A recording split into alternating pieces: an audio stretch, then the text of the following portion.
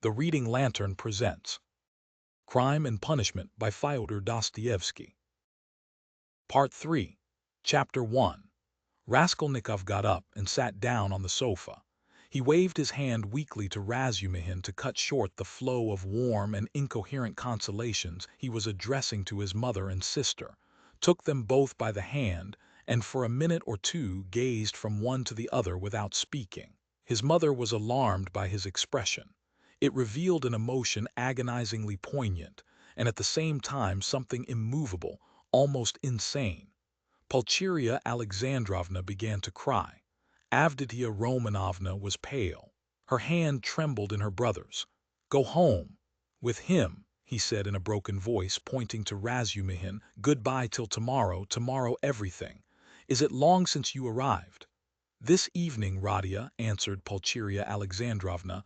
"The train was awfully late. But Radia, nothing would induce me to leave you now. I will spend the night here near you." "Don't torture me," he said with a gesture of irritation. "I will stay with him," cried Razumihin. "I won't leave him for a moment. Bother all my visitors. Let them rage to their heart's content. My uncle is presiding there." How can I thank you?" Pulcheria Alexandrovna was beginning, once more pressing Razumihin's hands, but Raskolnikov interrupted her again. "I can't have it, I can't have it," he repeated irritably. "Don't worry me. Enough, go away. I can't stand it." "Come, Mama, come out of the room at least for a minute," Downia whispered in dismay. "We are distressing him, that's evident." "Mayn't I look at him after 3 years?" wept Pulcheria Alexandrovna. "Stay," he stopped them again. "You keep interrupting me and my ideas get muddled. Have you seen Luzhin?" "No, Radia, but he knows already of our arrival. We have heard, Radia, that Pyotr Petrovitch was so kind as to visit you today," Pulcheria Alexandrovna added somewhat timidly. "Yes, he was so kind. Downia, I promised Luzhin I'd throw him downstairs and told him to go to hell." "Radia, what are you saying? Surely you don't mean to tell us?" Pulcheria Alexandrovna began in alarm, but she stopped, looking at Downia. Avditia Romanovna was looking attentively at her brother, waiting for what would come next. Both of them had heard of the quarrel from Nastasia, so far as she had succeeded in understanding and reporting it, and were in painful perplexity and suspense. "Downia," Raskolnikov continued with an effort, "I don't want that marriage, so at the first opportunity tomorrow you must refuse Luzhin, so that we may never hear his name again." "Good heavens!" cried Pulcheria Alexandrovna. "Brother, think what you are saying." Avditia Romanovna began impetuously, but immediately checked herself. "You are not fit to talk now, perhaps. You are tired," she added gently. "You think I am delirious. No. You are marrying Luzhin for my sake, but I won't accept the sacrifice. And so write a letter before tomorrow to refuse him. Let me read it in the morning, and that will be the end of it." "That I can't do," the girl cried, offended. "What right have you?" "Downia, you are hasty too. Be quiet tomorrow." "Don't you see?" the mother interposed in dismay. "Better come away." "He is raving," Razumihin cried tipsily. "Or how would he dare? Tomorrow all this nonsense will be over. Today he certainly did drive him away." "That was so. And Luzhin got angry too. He made speeches here, wanted to show off his learning, and he went out crestfallen." "Then it's true," cried Pulcheria Alexandrovna. "Goodbye till tomorrow, brother," said Downia compassionately. "Let us go, mother." "Goodbye, Radia." "Do you hear, sister?" he repeated after them, making a last effort. "I am not delirious. This marriage is an infamy. Let me act like a scoundrel, but you mustn't. One is enough. And though I am a scoundrel, I wouldn't own such a sister. It's me or Luzhin. Go now." "But you're out of your mind, despot," roared Razumihin. But Raskolnikov did not and perhaps could not answer. He lay down on the sofa and turned to the wall, utterly exhausted. Avditia Romanovna looked with interest at Razumihin. Her black eyes flashed. Razumihin positively started at her glance. Pulcheria Alexandrovna stood overwhelmed. "Nothing would induce me to go," she whispered in despair to Razumihin. "I will stay somewhere here. Escort Downia home." "You'll spoil everything," Razumihin answered in the same whisper, losing patience. "Come out onto the stairs anyway. Nastasia, show a light. I assure you," he went on in a half-whisper on the stairs, "that he was almost beating the doctor and me this afternoon. Do you understand? The doctor himself. Even he gave way and left him so as not to irritate him. I remained downstairs on guard, but he dressed at once and slipped off. And he will slip off again if you irritate him at this time of night, and will do himself some mischief. What are you saying? And Avditia Romanovna can't possibly be left in those lodgings without you. Just think where you are staying. That blackguard Pyotr Petrovitch couldn't find you better lodgings. But you know I've had a little to drink, and that's what makes me. Swear. Don't mind it. But I'll go to the landlady here," Pulcheria Alexandrovna insisted. "I'll beseech her to find some corner for Dounia and me for the night. I can't leave him like that, I cannot." This conversation took place on the landing just before the landlady's door. Nastasia lighted them from a step below. Razumihin was in extraordinary excitement. Half an hour earlier, while he was bringing Raskolnikov home, he had indeed talked too freely, but he was aware of it himself, and his head was clear in spite of the vast quantities he had imbibed. Now he was in a state bordering on ecstasy, and all that he had drunk seemed to fly to his head with redoubled effect. He stood with the two ladies, seizing both by their hands, persuading them and giving them reasons with astonishing plainness of speech, and at almost every word he uttered, probably to emphasize his arguments, he squeezed their hands painfully as in a vice. He stared at Avditia Romanovna without the least regard for good manners. They sometimes pulled their hands out of his huge bony paws, but far from noticing what was the matter, he drew them all the closer to him. If they'd told him to jump head foremost from the staircase, he would have done it without thought or hesitation in their service. Though Pulcheria Alexandrovna felt that the young man was really too eccentric and pinched her hand too much.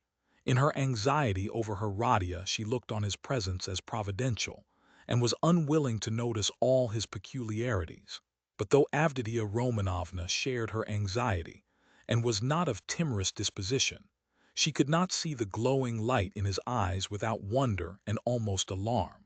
It was only the unbounded confidence inspired by Nastasia's account of her brother's queer friend, which prevented her from trying to run away from him, and to persuade her mother to do the same.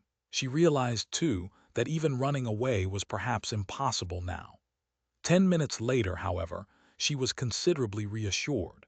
It was characteristic of Razumihin that he showed his true nature at once, whatever mood he might be in, so that people quickly saw the sort of man they had to deal with. "You can't go to the landlady, that's perfect nonsense," he cried. "If you stay, though you are his mother, you'll drive him to a frenzy, and then goodness knows what will happen. Listen, I'll tell you what I'll do. Nastasia will stay with him now, and I'll conduct you both home. You can't be in the streets alone. Petersburg is an awful place in that way. But no matter.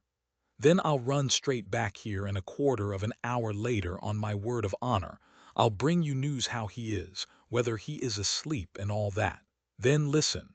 Then I'll run home in a twinkling. I've a lot of friends there, all drunk. I'll fetch Zosimov. That's the doctor who is looking after him. He is there too, but he is not drunk. He is not drunk. He is never drunk. I'll drag him to Radia and then to you, so that you'll get 2 reports in the hour. From the doctor. You understand, from the doctor himself.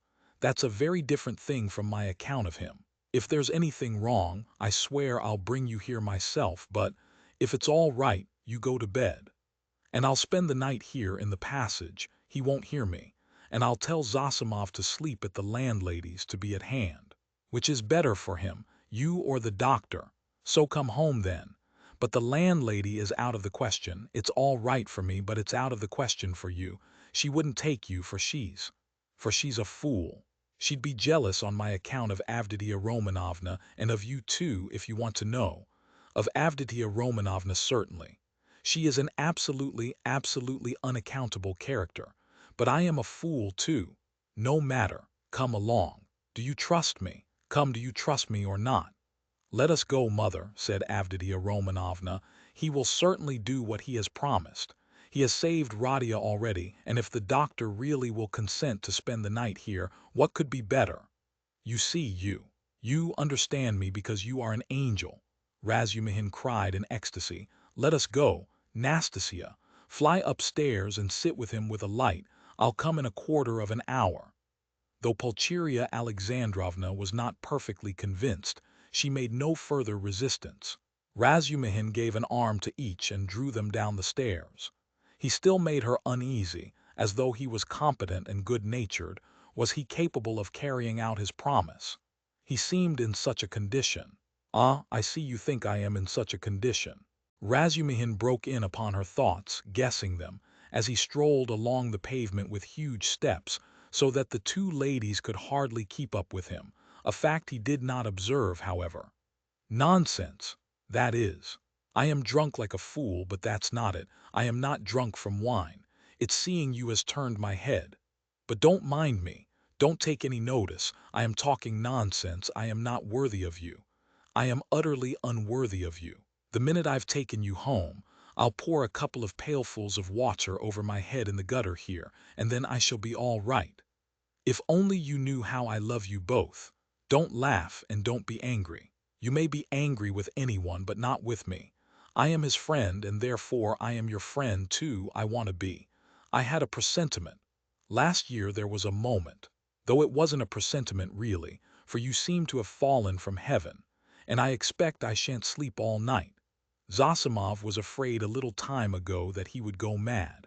That's why he mustn't be irritated." "What do you say?" cried the mother. "Did the doctor really say that?" asked Avditia Romanovna, alarmed.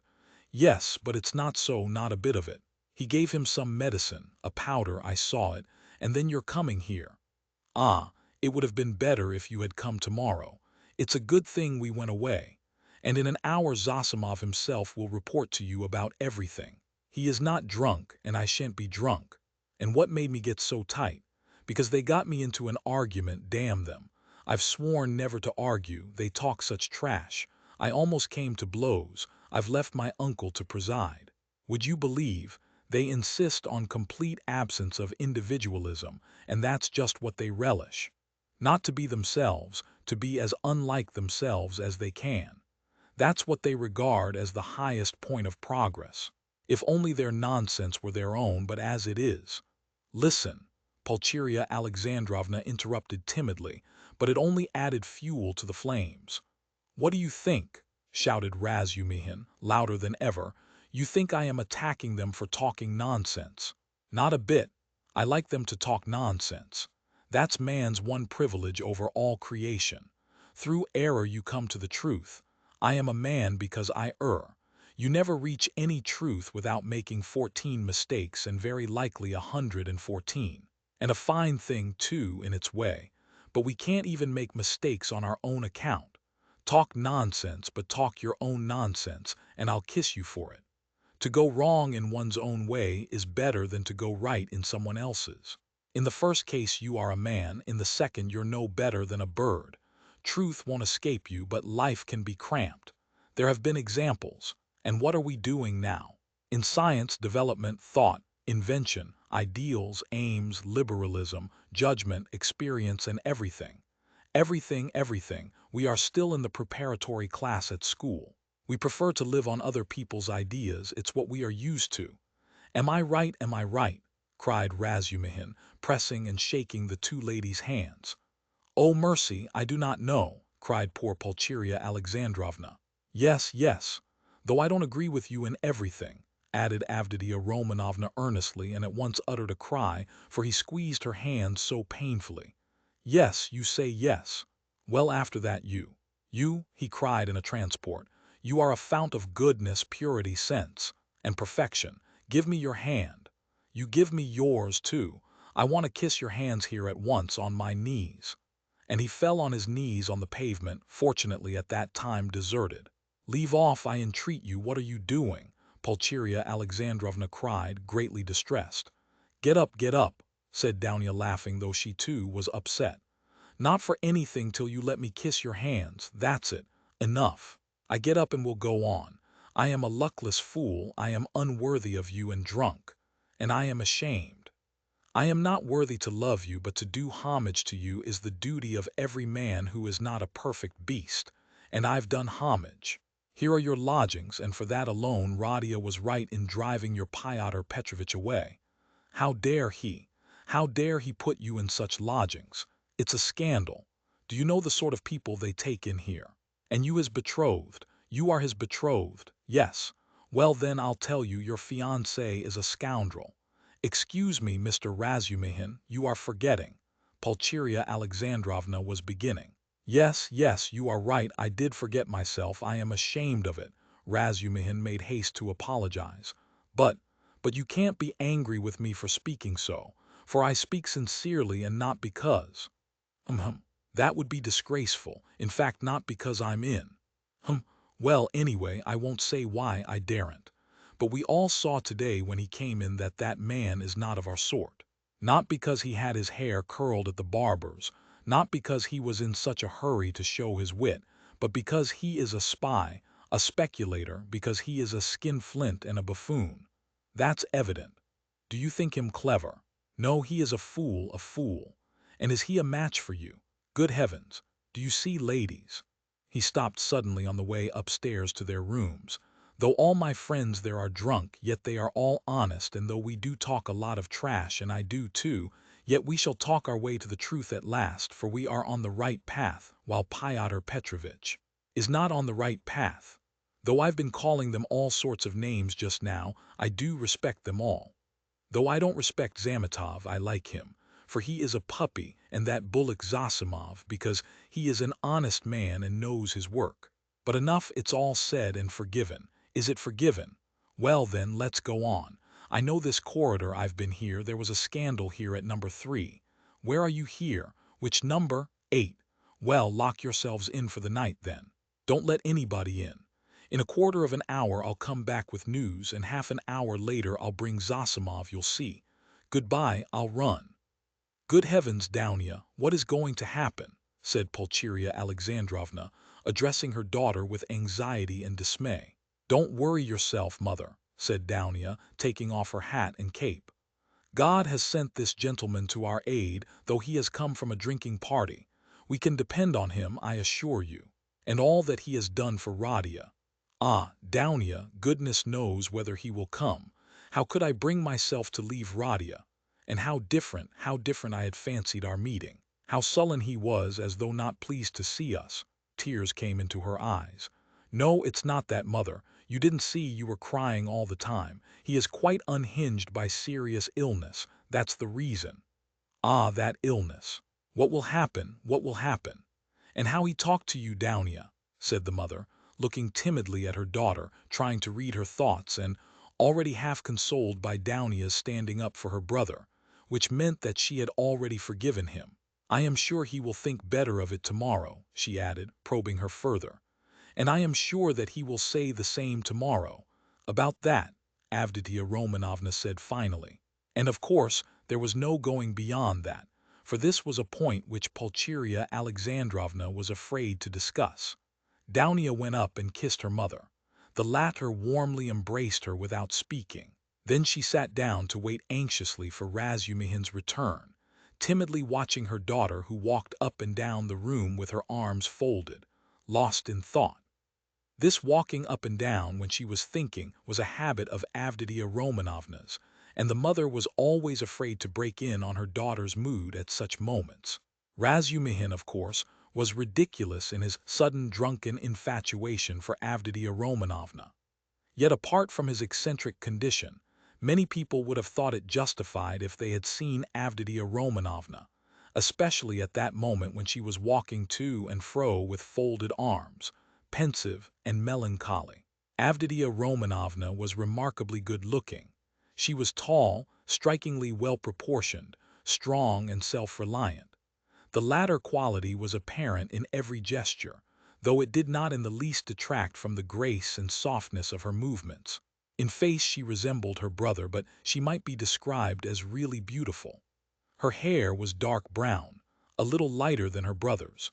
There was a proud light in her almost black eyes, and yet at times a look of extraordinary kindness. She was pale, but it was a healthy pallor. Her face was radiant with freshness and vigor. Her mouth was rather small. The full red lower lip projected a little, as did her chin.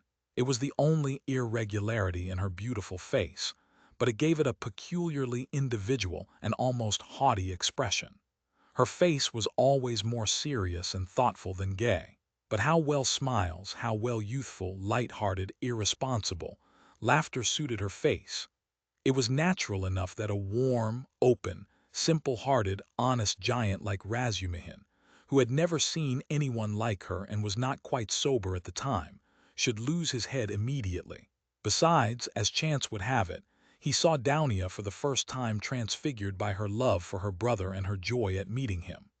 Afterwards, he saw her lower lip quiver with indignation at her brother's insolent, cruel, and ungrateful words, and his fate was sealed. He had spoken the truth, moreover, when he blurted out in his drunken talk on the stairs that Praskovia Pavlovna, Raskolnikov's eccentric landlady, would be jealous of Pulcheria Alexandrovna as well as of Avditia Romanovna on his account. Although Pulcheria Alexandrovna was 43, her face still retained traces of her former beauty. She looked much younger than her age, indeed, which is almost always the case with women who retain serenity of spirit, sensitiveness, and pure sincere warmth of heart to old age. We may add in parenthesis that to preserve all this is the only means of retaining beauty to old age. Her hair had begun to grow gray and thin. There had long been little crow's foot wrinkles round her eyes. Her cheeks were hollow and sunken from anxiety and grief, and yet it was a handsome face. She was Dounia over again, 20 years older, but without the projecting underlip. Pulcheria Alexandrovna was emotional, but not sentimental, timid and yielding, but only to a certain point. She could give way and accept a great deal even of what was contrary to her convictions. But there was a certain barrier fixed by honesty, principle, and the deepest convictions which nothing would induce her to cross.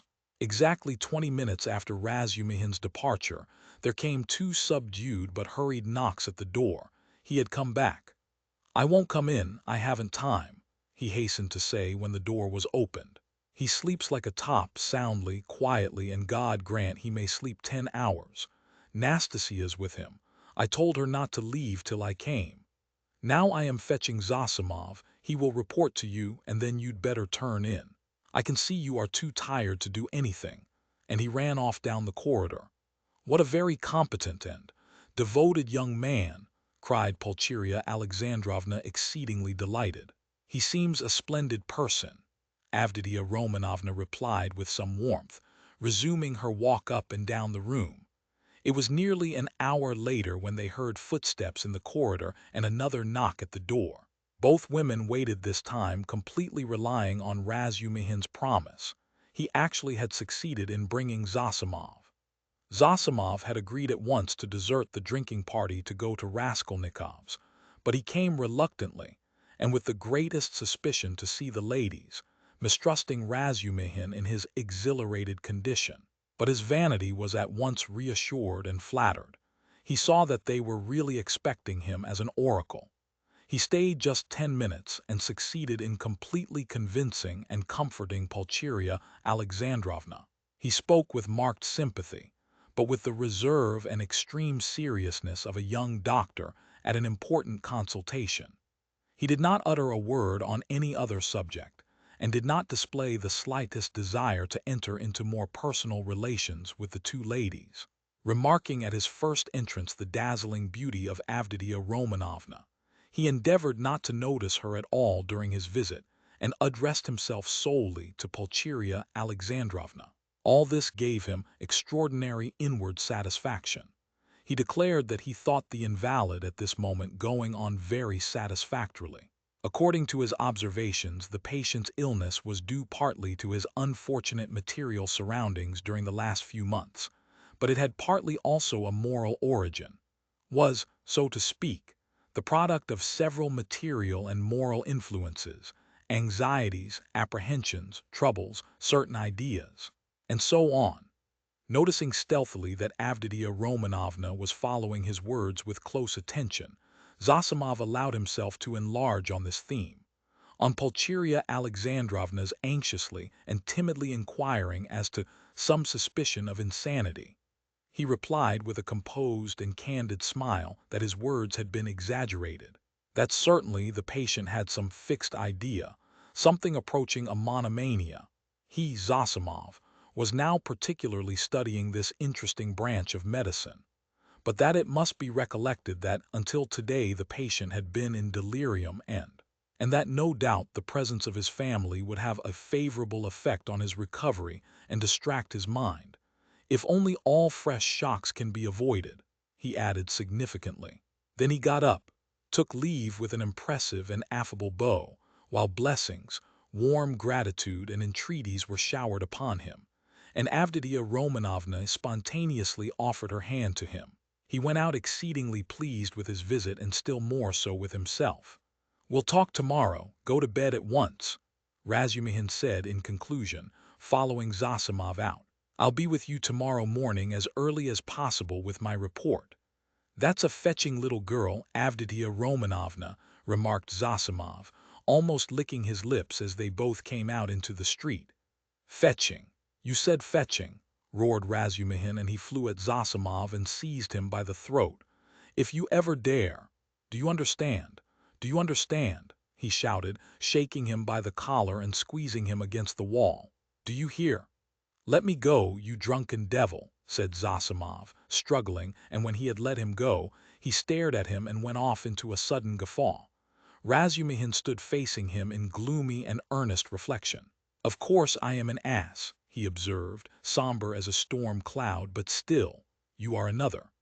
"No, brother, not at all such another. I am not dreaming of any folly." They walked along in silence, and only when they were close to Raskolnikov's lodgings, Razumihin broke the silence in considerable anxiety. "Listen," he said. "You're a first-rate fellow, but among your other failings, you're a loose fish, that I know, and a dirty one too. You are a feeble, nervous wretch and a mass of whims. You're getting fat and lazy and can't deny yourself anything. And I call that dirty because it leads one straight into the dirt. You've let yourself get so slack that I don't know how it is you are still a good, even a devoted doctor. You, a doctor, sleep on a feather bed and get up at night to your patients. In another 3 or 4 years you won't get up for your patients. But hang it all, that's not the point. You are going to spend tonight in the landlady's flat here. Hard work I've had to persuade her, and I'll be in the kitchen. So here's a chance for you to get to know her better. It's not as you think. There's not a trace of anything of the sort, brother. But I don't think. Here you have modesty, brother, silence, bashfulness, a savage virtue. And yet she's sighing and melting like wax, simply melting. Save me from her by all that's unholy. She's most prepossessing. I'll repay you, I'll do anything." Zosimov laughed more violently than ever. "Well, you are smitten. But what am I to do with her? It won't be much trouble, I assure you. Talk any rot you like to her as long as you sit by her and talk. You're a doctor, too. Try curing her of something. I swear you won't regret it. She has a piano, and you know I strum a little. I have a song there, a genuine Russian one. I shed hot tears. She likes the genuine article. And well, it all began with that song. Now you're a regular performer, a Mater, a Rubinstein. I assure you, you won't regret it. But have you made her some promise? Something signed? A promise of marriage, perhaps?" "Nothing, nothing, absolutely nothing of the kind. Besides, she is not that sort at all. Tchebarov tried that." "Well then, drop her." "But I can't drop her like that." "Why can't you?" "Well, I can't, that's all about it. There's an element of attraction here, brother." "Then why have you fascinated her?" "I haven't fascinated her. Perhaps I was fascinated myself in my folly. But she won't care a straw whether it's you or I, so long as somebody sits beside her, sighing. I can't explain the position, brother. Look here, you are good at mathematics and working at it now. Begin teaching her the integral calculus. Upon my soul, I'm not joking, I'm in earnest. It'll be just the same to her. She will gaze at you and sigh for a whole year together. I talked to her once for 2 days at a time about the Prussian House of Lords, for one must talk of something. She just sighed and perspired. And you mustn't talk of love, she's bashful to hysterics. But just let her see you can't tear yourself away, that's enough. It's fearfully comfortable, you're quite at home, You can read, sit, lie about right. You may even venture on a kiss if you're careful. But what do I want with her? Ach, I can't make you understand. You see, you are made for each other. I have often been reminded of you. You'll come to it in the end. So does it matter whether it's sooner or later? There's the featherbed element here, brother. Ach, and not only that. There's an attraction here. Here you have the end of the world, an anchorage, a quiet haven, the navel of the earth, the three fishes that are the foundation of the world, the essence of pancakes, of savory fish pies, of the evening samovar, of soft sighs and warm shawls, and hot stoves to sleep on, as snug as though you were dead, and yet you're alive. The advantages of both at once. Well, hang it, brother, what stuff I'm talking, it's bedtime. Listen. I sometimes wake up at night, so I'll go in and look at him. But there's no need, it's all right. Don't you worry yourself, yet if you like, you might just look in once too. But if you notice anything, delirium or fever, wake me at once. But there can't be. Chapter 2. Razumihin waked up next morning at 8 o'clock, troubled and serious. He found himself confronted with many new and unlooked-for perplexities. He had never expected that he would ever wake up feeling like that. He remembered every detail of the previous day, and he knew that a perfectly novel experience had befallen him, that he had received an impression unlike anything he had known before. At the same time, he recognized clearly that the dream which had fired his imagination was hopelessly unattainable, so unattainable that he felt positively ashamed of it, and he hastened to pass to the other more practical cares and difficulties bequeathed him by that thrice accursed yesterday. The most awful recollection of the previous day was the way he had shown himself base and mean, not only because he had been drunk, but because he had taken advantage of the young girl's position to abuse her fiancé in his stupid jealousy, knowing nothing of their mutual relations and obligations, and next to nothing of the man himself. And what right had he to criticize him in that hasty and unguarded manner? Who had asked for his opinion? Was it thinkable that such a creature as Avditia Romanovna would be marrying an unworthy man for money? So there must be something in him. The lodgings. But after all, how could he know the character of the lodgings? He was furnishing a flat. Phoo, how despicable it all was, and what justification was it that he was drunk? Such a stupid excuse was even more degrading. In wine is truth, and the truth had all come out. That is, all the uncleanness of his coarse and envious heart. And would such a dream ever be permissible to him, Razumihin? What was he beside such a girl? He, the drunken, noisy braggart of last night. Was it possible to imagine so absurd and cynical a juxtaposition? Razumihin blushed desperately at the very idea, and suddenly the recollection forced itself vividly upon him of how he had said last night on the stairs that the landlady would be jealous of Avditia Romanovna. That was simply intolerable. He brought his fist down heavily on the kitchen stove, hurt his hand, and sent one of the bricks flying. Of course, he muttered to himself a minute later with a feeling of self-abasement, of course, all these infamies can never be wiped out or smoothed over. And so it's useless even to think of it, and I must go to them in silence and do my duty. In silence, too, and not ask forgiveness and say nothing, for all is lost now.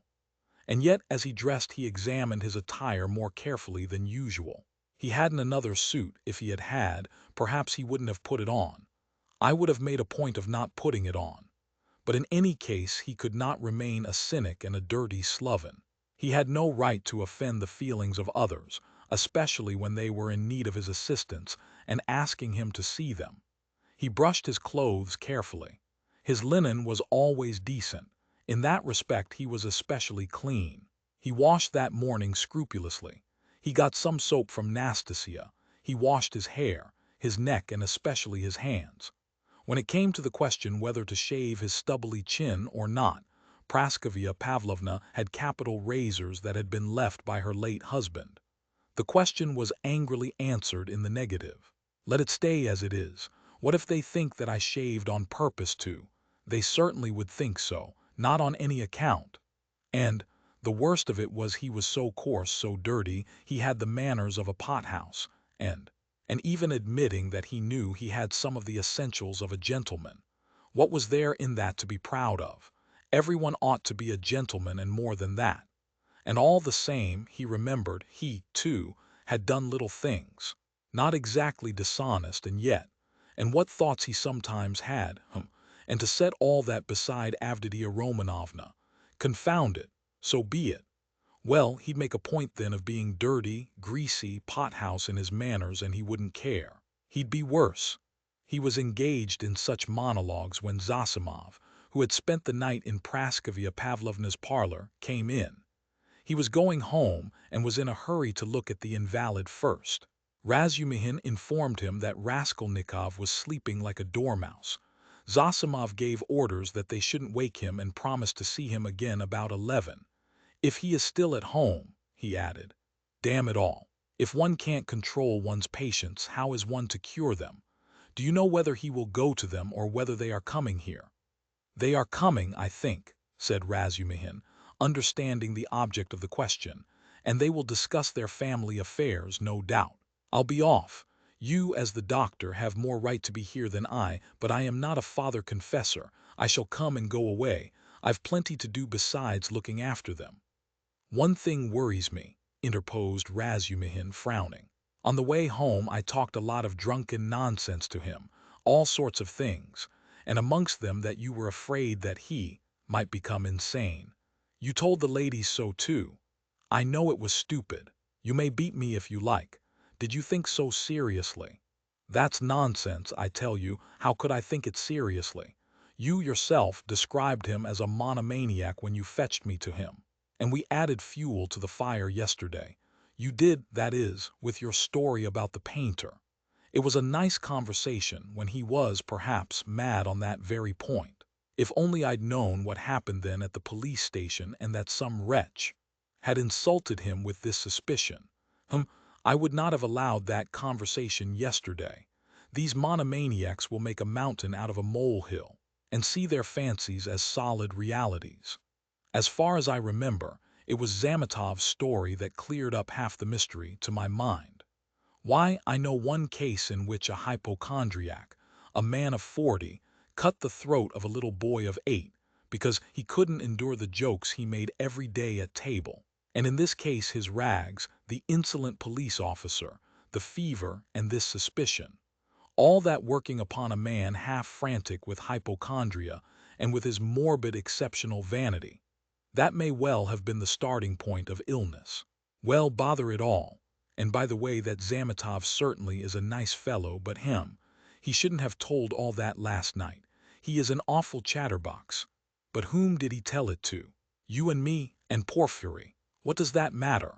And by the way, have you any influence on them, his mother and sister? Tell them to be more careful with him today.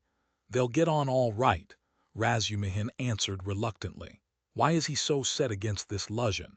A man with money, and she doesn't seem to dislike him. And they haven't a farthing, I suppose. Eh? But what business is it of yours? Razumihin cried with annoyance. How can I tell whether they've a farthing? Ask them yourself and perhaps you'll find out. Phoo, what an ass you are sometimes.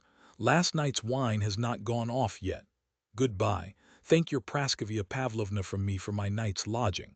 She locked herself in, made no reply to my bonjour through the door.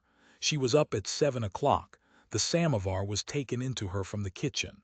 I was not vouchsafed a personal interview. At 9 o'clock precisely, Razumihin reached the lodgings at Bakaliev's house.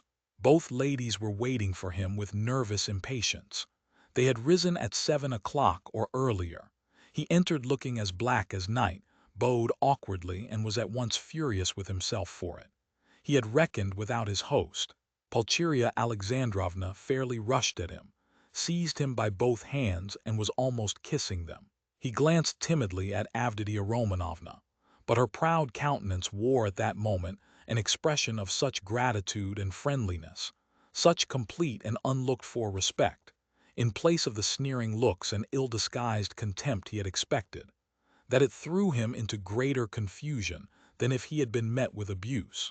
Fortunately, there was a subject for conversation, and he made haste to snatch at it.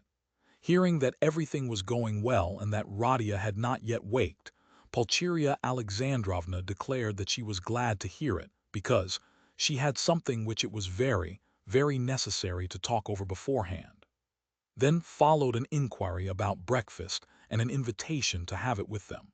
They had waited to have it with him. Avditia Romanovna rang the bell. It was answered by a ragged, dirty waiter, and they asked him to bring tea, which was served at last, but in such a dirty and disorderly way that the ladies were ashamed. Razumihin vigorously attacked the lodgings, but, remembering Luzhin, stopped in embarrassment and was greatly relieved by Pulcheria Alexandrovna's questions, which showered in a continual stream upon him. He talked for 3/4 of an hour, being constantly interrupted by their questions, and succeeded in describing to them all the most important facts he knew of the last year of Raskolnikov's life, concluding with a circumstantial account of his illness. He omitted, however, many things which were better omitted, including the scene at the police station with all its consequences. They listened eagerly to his story, and when he thought he had finished and satisfied his listeners, he found that they considered he had hardly begun. Tell me, what do you think? Excuse me, I still don't know your name," Pulcheria Alexandrovna put in hastily. "Dmitri Prokofitch. I should like very, very much to know Dmitri Prokofitch. How he looks. On things in general now, that is, how can I explain, what are his likes and dislikes? Is he always so irritable? Tell me, if you can, what are his hopes and, so to say, his dreams? Under what influences is he now? In a word, I should like—" "Ah, mother, how can he answer all that at once?" observed Dounia. "Good heavens, I had not expected to find him in the least like this, Dmitri Prokofitch." "Naturally," answered Razumihin. "I have no mother, but my uncle comes every year, and almost every time he can scarcely recognize me, even in appearance, though he is a clever man. And your 3 years' separation means a great deal. What am I to tell you? I have known Rodion for a year and a half. He is morose, gloomy, proud and haughty, and of late, and perhaps for a long time before, he has been suspicious and fanciful. He has a noble nature and a kind heart. He does not like showing his feelings, and would rather do a cruel thing than open his heart freely. Sometimes, though, he is not at all morbid, but simply cold and inhumanly callous. It's as though he were alternating between two characters. Sometimes he is fearfully reserved. He says he is so busy that everything is a hindrance, and yet he lies in bed doing nothing. He doesn't jeer at things, not because he hasn't the wit, but as though he hadn't time to waste on such trifles. He never listens to what is said to him. He is never interested in what interests other people at any given moment. He thinks very highly of himself, and perhaps he is right. Well, what more? I think your arrival will have a most beneficial influence upon him." "God grant it may," cried Pulcheria Alexandrovna, distressed by Razumihin's account of Herodia. And Razumihin ventured to look more boldly at Avditia Romanovna at last. He glanced at her often while he was talking, but only for a moment, and looked away again at once.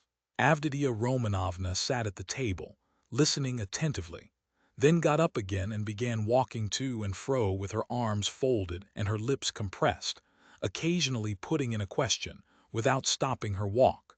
She had the same habit of not listening to what was said.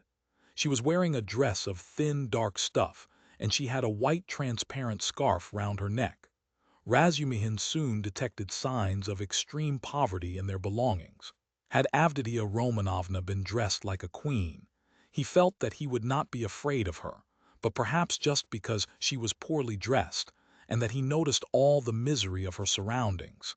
His heart was filled with dread, and he began to be afraid of every word he uttered, every gesture he made, which was very trying for a man who already felt diffident. "You've told us a great deal that is interesting about my brother's character, and have told it impartially. I am glad. I thought that you were too uncritically devoted to him," observed Avditia Romanovna with a smile. "I think you are right that he needs a woman's care," she added thoughtfully. "I didn't say so, but I dare say you are right only." "What? He loves no one, and perhaps he never will," Razumihin declared decisively. "You mean he is not capable of love? Do you know, Avditia Romanovna, you are awfully like your brother, In everything, indeed. He blurted out suddenly to his own surprise, but remembering at once what he had just before said of her brother, he turned as red as a crab and was overcome with confusion. Avditia Romanovna couldn't help laughing when she looked at him. "You may both be mistaken about Radia," Pulcheria Alexandrovna remarked, slightly piqued. "I am not talking of our present difficulty, Dounia. What Pyotr Petrovitch writes in this letter and what you and I have supposed may be mistaken. But you can't imagine, Dmitri Prokofitch, how moody and, so to say, capricious he is. I never could depend on what he would do when he was only 15, and I am sure that he might do something now that nobody else would think of doing. Well, for instance, do you know how a year and a half ago he astounded me and gave me a shock that nearly killed me when he had the idea of marrying that girl, what was her name, his landlady's daughter? Did you hear about that affair?" asked Avditia Romanovna. "Do you suppose," Pulcheria Alexandrovna continued warmly, "do you suppose that my tears, my entreaties, my illness, my possible death from grief, our poverty would have made him pause?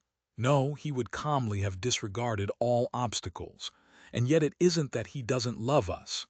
He has never spoken a word of that affair to me," Razumihin answered cautiously. "But I did hear something from Praskovia Pavlovna herself, though she is by no means a gossip, and what I heard certainly was rather strange." "And what did you hear?" both the ladies asked at once. "Well, nothing very special. I only learned that the marriage, which only failed to take place through the girl's death, was not at all to Praskovia Pavlovna's liking. They say, too, the girl was not at all pretty, in fact I am told positively ugly. And such an invalid, and queer. But she seems to have had some good qualities. She must have had some good qualities or it's quite inexplicable. She had no money either and he wouldn't have considered her money. But it's always difficult to judge in such matters. I am sure she was a good girl," Avditia Romanovna observed briefly. "God forgive me, I simply rejoiced at her death, though I don't know which of them would have caused most misery to the other, he to her or she to him," Pulcheria Alexandrovna concluded. Then she began tentatively questioning him about the scene on the previous day with Luzhin, hesitating and continually glancing at Dounia, obviously to the latter's annoyance. This incident more than all the rest evidently caused her uneasiness, even consternation.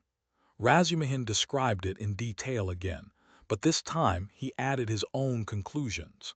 He openly blamed Raskolnikov for intentionally insulting Pyotr Petrovitch, not seeking to excuse him on the score of his illness.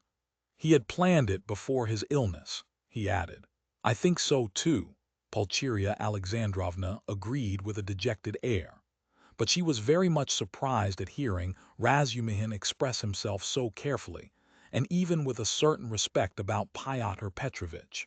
Avditia Romanovna, too, was struck by it. "So this is your opinion of Pyotr Petrovitch?" Pulcheria Alexandrovna could not resist asking. "I can have no other opinion of your daughter's future husband," Razumihin answered firmly and with warmth. "And I don't say it simply from vulgar politeness, but simply because Avditia Romanovna has of her own free will deigned to accept this man. If I spoke so rudely of him last night, it was because I was disgustingly drunk and mad besides. Yes, mad, crazy, I lost my head completely, and this morning I am ashamed of it." He crimsoned and ceased speaking. Avditia Romanovna flushed but did not break the silence. She had not uttered a word from the moment they began to speak of Luzhin. Without her support, Pulcheria Alexandrovna obviously did not know what to do. At last, faltering and continually glancing at her daughter, she confessed that she was exceedingly worried by one circumstance. "You see, Dmitri Prokofitch," she began, "I'll be perfectly open with Dmitri Prokofitch, Dounia." "Of course, mother," said Avditia Romanovna emphatically. "This is what it is," she began in haste, as though the permission to speak of her trouble lifted a weight off her mind. "Very early this morning we got a note from Pyotr Petrovitch in reply to our letter announcing our arrival. He promised to meet us at the station, you know. Instead of that he sent a servant to bring us the address of these lodgings and to show us the way. and he sent a message that he would be here himself this morning. But this morning this note came from him. You'd better read it yourself. There is one point in it which worries me very much. You will soon see what that is, and tell me your candid opinion, Dmitri Prokofitch. You know Radia's character better than anyone, and no one can advise us better than you can. Daunia, I must tell you, made her decision at once, but I still don't feel sure how to act, and I've been waiting for your opinion. Razumihin opened the note, which was dated the previous evening, and read as follows. Dear Madam, Pulcheria Alexandrovna, I have the honor to inform you that owing to unforeseen obstacles I was rendered unable to meet you at the railway station. I sent a very competent person with the same object in view. I likewise shall be deprived of the honor of an interview with you tomorrow morning by business in the Senate that does not admit of delay, and also that I may not intrude on your family circle while you are meeting your son, and Avditia Romanovna her brother. I shall have the honor of visiting you, and paying you my respects at your lodgings not later than tomorrow evening at 8 o'clock precisely. And herewith I venture to present my earnest, and, I may add, imperative request that Rodion Romanovitch may not be present at our interview, as he offered me a gross and unprecedented affront on the occasion of my visit to him in his illness yesterday. And moreover, since I desire from you personally an indispensable and circumstantial explanation upon a certain point, in regard to which I wish to learn your own interpretation, I have the honor to inform you in anticipation that if, in spite of my request, I meet Rodion Romanovitch, I shall be compelled to withdraw immediately, and then you have only yourself to blame. I write on the assumption that Rodion Romanovitch, who appeared so ill at my visit, suddenly recovered 2 hours later, and so, being able to leave the house, may visit you also.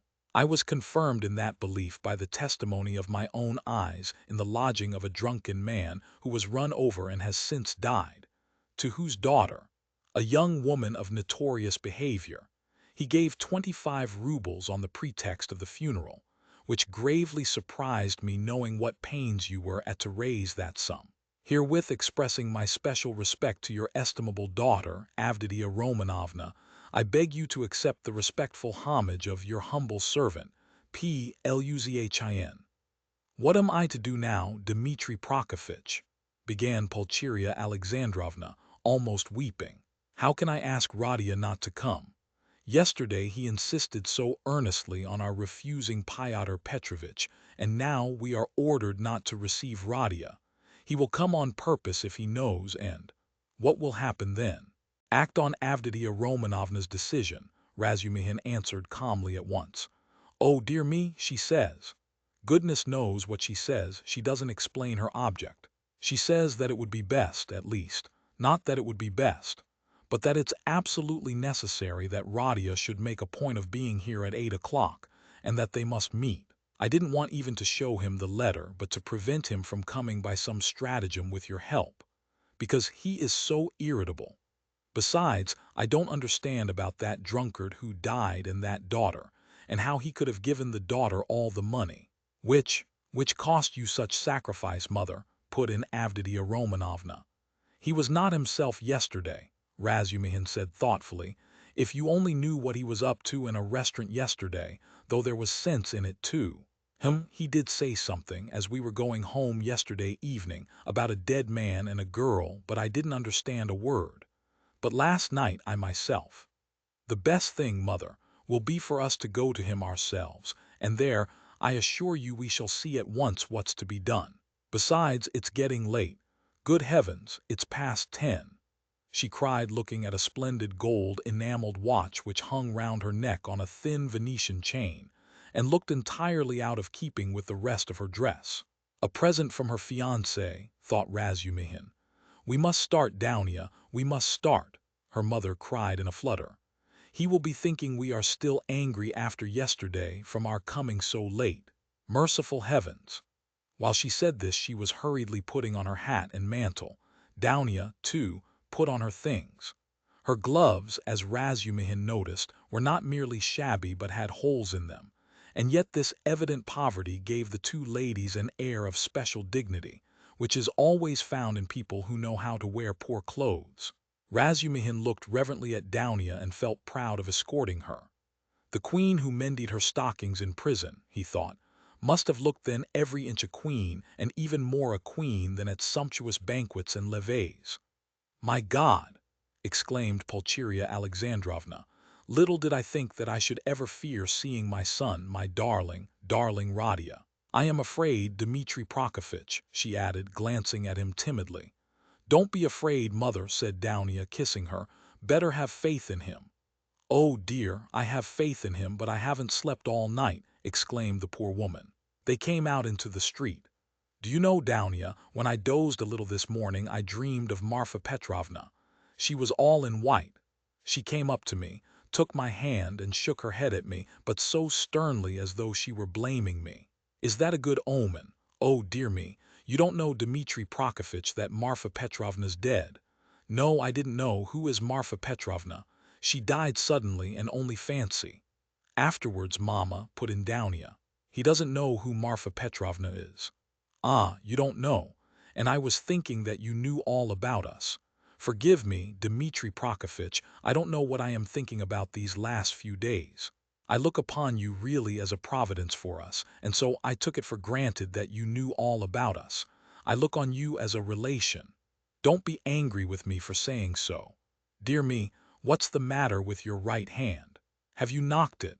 "Yes, I bruised it," muttered Razumihin, overjoyed. "I sometimes speak too much from the heart, so that Dounia finds fault with me. But, dear me, what a cupboard he lives in! I wonder whether he is awake.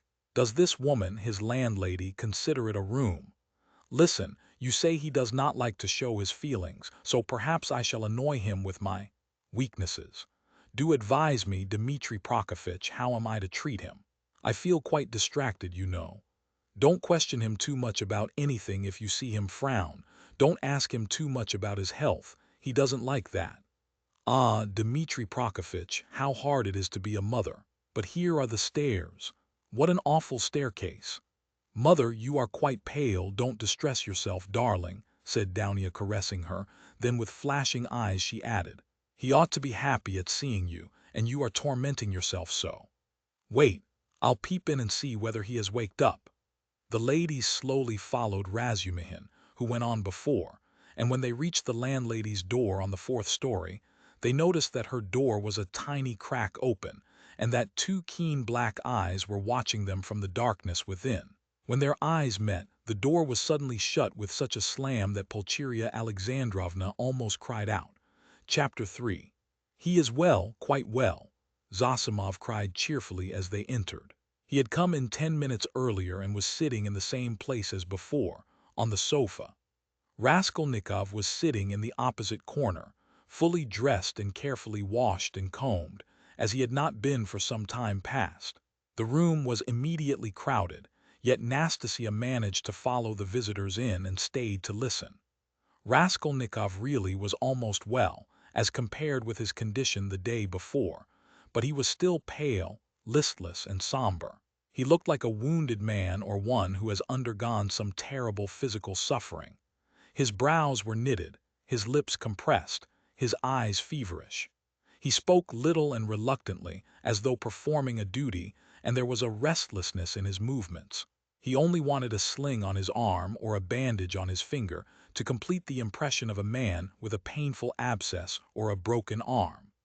The pale, somber face lighted up for a moment when his mother and sister entered, but this only gave it a look of more intense suffering, in place of its listless dejection. The light soon died away, but the look of suffering remained, and Zosimov, watching and studying his patient with all the zest of a young doctor beginning to practice, noticed in him no joy at the arrival of his mother and sister, but a sort of bitter, hidden determination to bear another hour or two of inevitable torture. He saw later that almost every word of the following conversation seemed to touch on some sore place and irritate it. But at the same time, he marveled at the power of controlling himself and hiding his feelings in a patient who the previous day had, like a monomaniac, fallen into a frenzy at the slightest word. Yes, I see myself now that I am almost well, said Raskolnikov, giving his mother and sister a kiss of welcome which made Pulcheria Alexandrovna radiant at once. And I don't say this as I did yesterday, he said, addressing Razumihin with a friendly pressure of his hand. Yes, indeed, I am quite surprised at him today, began Zosimov, much delighted at the lady's entrance, for he had not succeeded in keeping up a conversation with his patient for 10 minutes. In another 3 or 4 days, if he goes on like this, he will be just as before, that is, as he was a month ago or 2, or perhaps even 3. This has been coming on for a long while. Confess now that it has been perhaps your own fault, he added, with a tentative smile as though still afraid of irritating him. It is very possible, answered Raskolnikov coldly. I should say, too, continued Zosimov with zest, that your complete recovery depends solely on yourself. Now that one can talk to you, I should like to impress upon you that it is essential to avoid the elementary, so to speak, fundamental causes tending to produce your morbid condition. In that case you will be cured; if not, it will go from bad to worse. These fundamental causes I don't know, but they must be known to you. You are an intelligent man and must have observed yourself, of course. I fancy the first stage of your derangement coincides with your leaving the university. You must not be left without occupation, and so work and a definite aim set before you might, I fancy, be very beneficial. Yes, yes, you are perfectly right. I will make haste and return to the university, and then everything will go smoothly. Zosimov, who had begun his sage advice partly to make an effect before the ladies, was certainly somewhat mystified when, glancing at his patient, he observed unmistakable mockery on his face. This lasted an instant, however. Pulcheria Alexandrovna began at once thanking Zosimov, especially for his visit to their lodging the previous night. "What, he saw you last night?" Raskolnikov asked, as though startled. "Then you have not slept either after your journey?" "Ach, Radia, that was only till 2 o'clock. Dounia and I never go to bed before 2 at home." "I don't know how to thank him either," Raskolnikov went on, suddenly frowning and looking down. Setting aside the question of payment, forgive me for referring to it, he turned to Zosimov. "I really don't know what I have done to deserve such special attention from you. I simply don't understand it. And it weighs upon me indeed because I don't understand it. I tell you so candidly. Don't be irritated."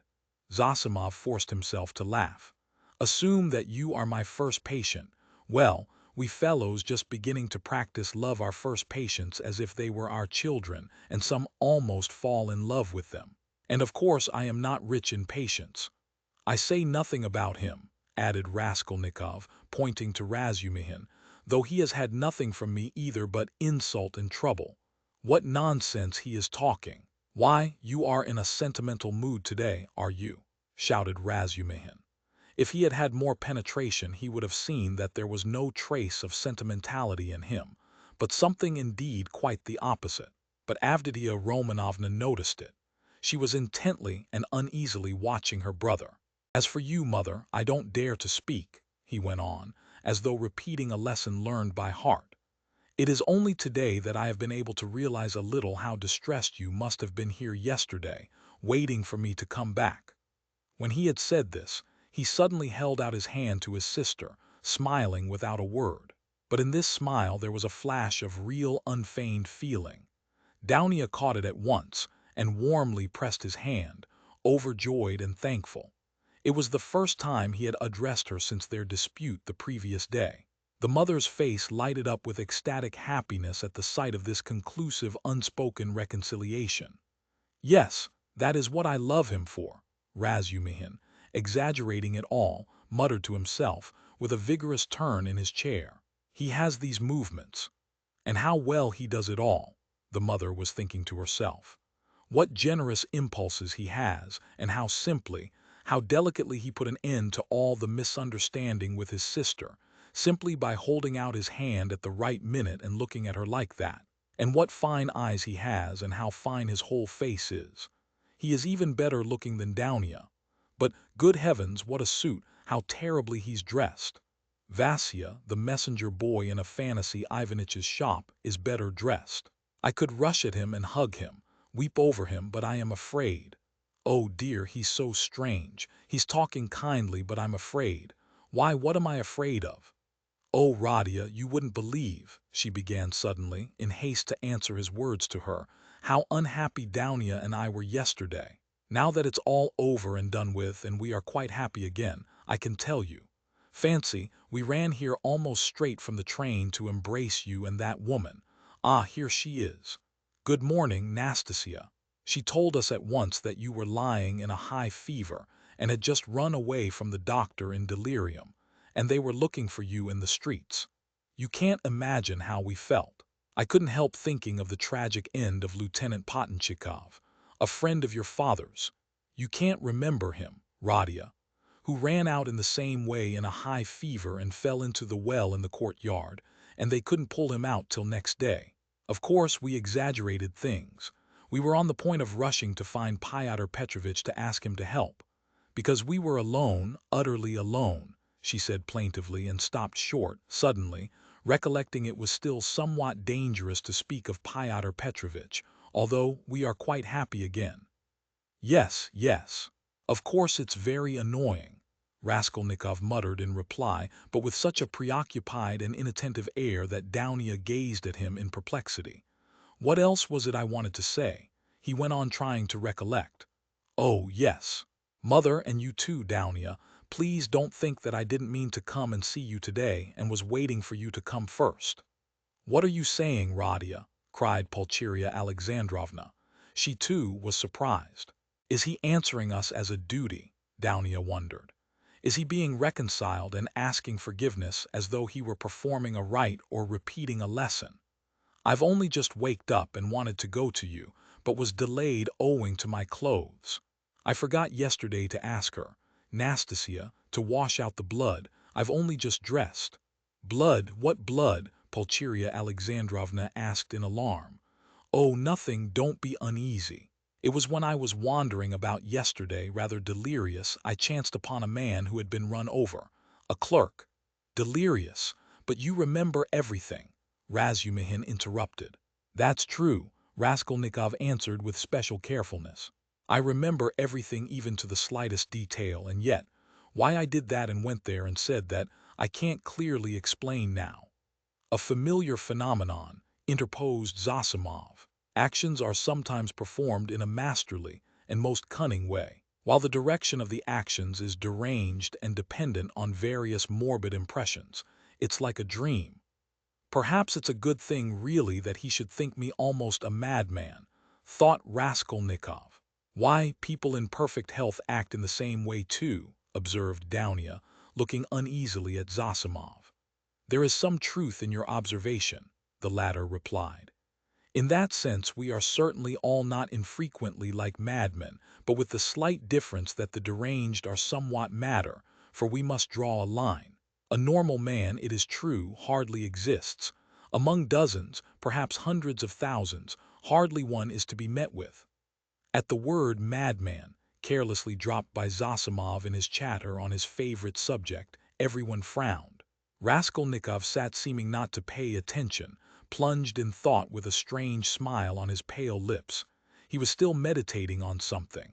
Well, what about the man who was run over? I interrupted you, Razumihin cried hastily. What? Raskolnikov seemed to wake up. Oh, I got spattered with blood helping to carry him to his lodging. By the way, Mama, I did an unpardonable thing yesterday. I was literally out of my mind. I gave away all the money you sent me, to his wife for the funeral. She's a widow now in consumption, a poor creature. 3 little children starving, nothing in the house. There's a daughter, too. Perhaps you'd have given it yourself if you'd seen them. But I had no right to do it, I admit, especially as I knew how you needed the money yourself. To help others one must have the right to do it, or else creves chines, si vous n'êtes pas contents. He laughed. That's right, isn't it, Downia? No, it's not, answered Downia firmly. Bah, you too have ideals, he muttered, looking at her almost with hatred and smiling sarcastically. I ought to have considered that. Well, that's praiseworthy and it's better for you. And if you reach a line you won't overstep, you will be unhappy. And if you overstep it, maybe you will be still unhappier. But all that's nonsense, he added irritably, vexed at being carried away. I only meant to say that I beg your forgiveness, mother, he concluded, shortly and abruptly. That's enough, Radia. I am sure that everything you do is very good, said his mother, delighted. Don't be too sure, he answered, twisting his mouth into a smile. A silence followed. There was a certain constraint in all this conversation, and in the silence, and in the reconciliation, and in the forgiveness, and all were feeling it. It is as though they were afraid of me, Raskolnikov was thinking to himself, looking askance at his mother and sister.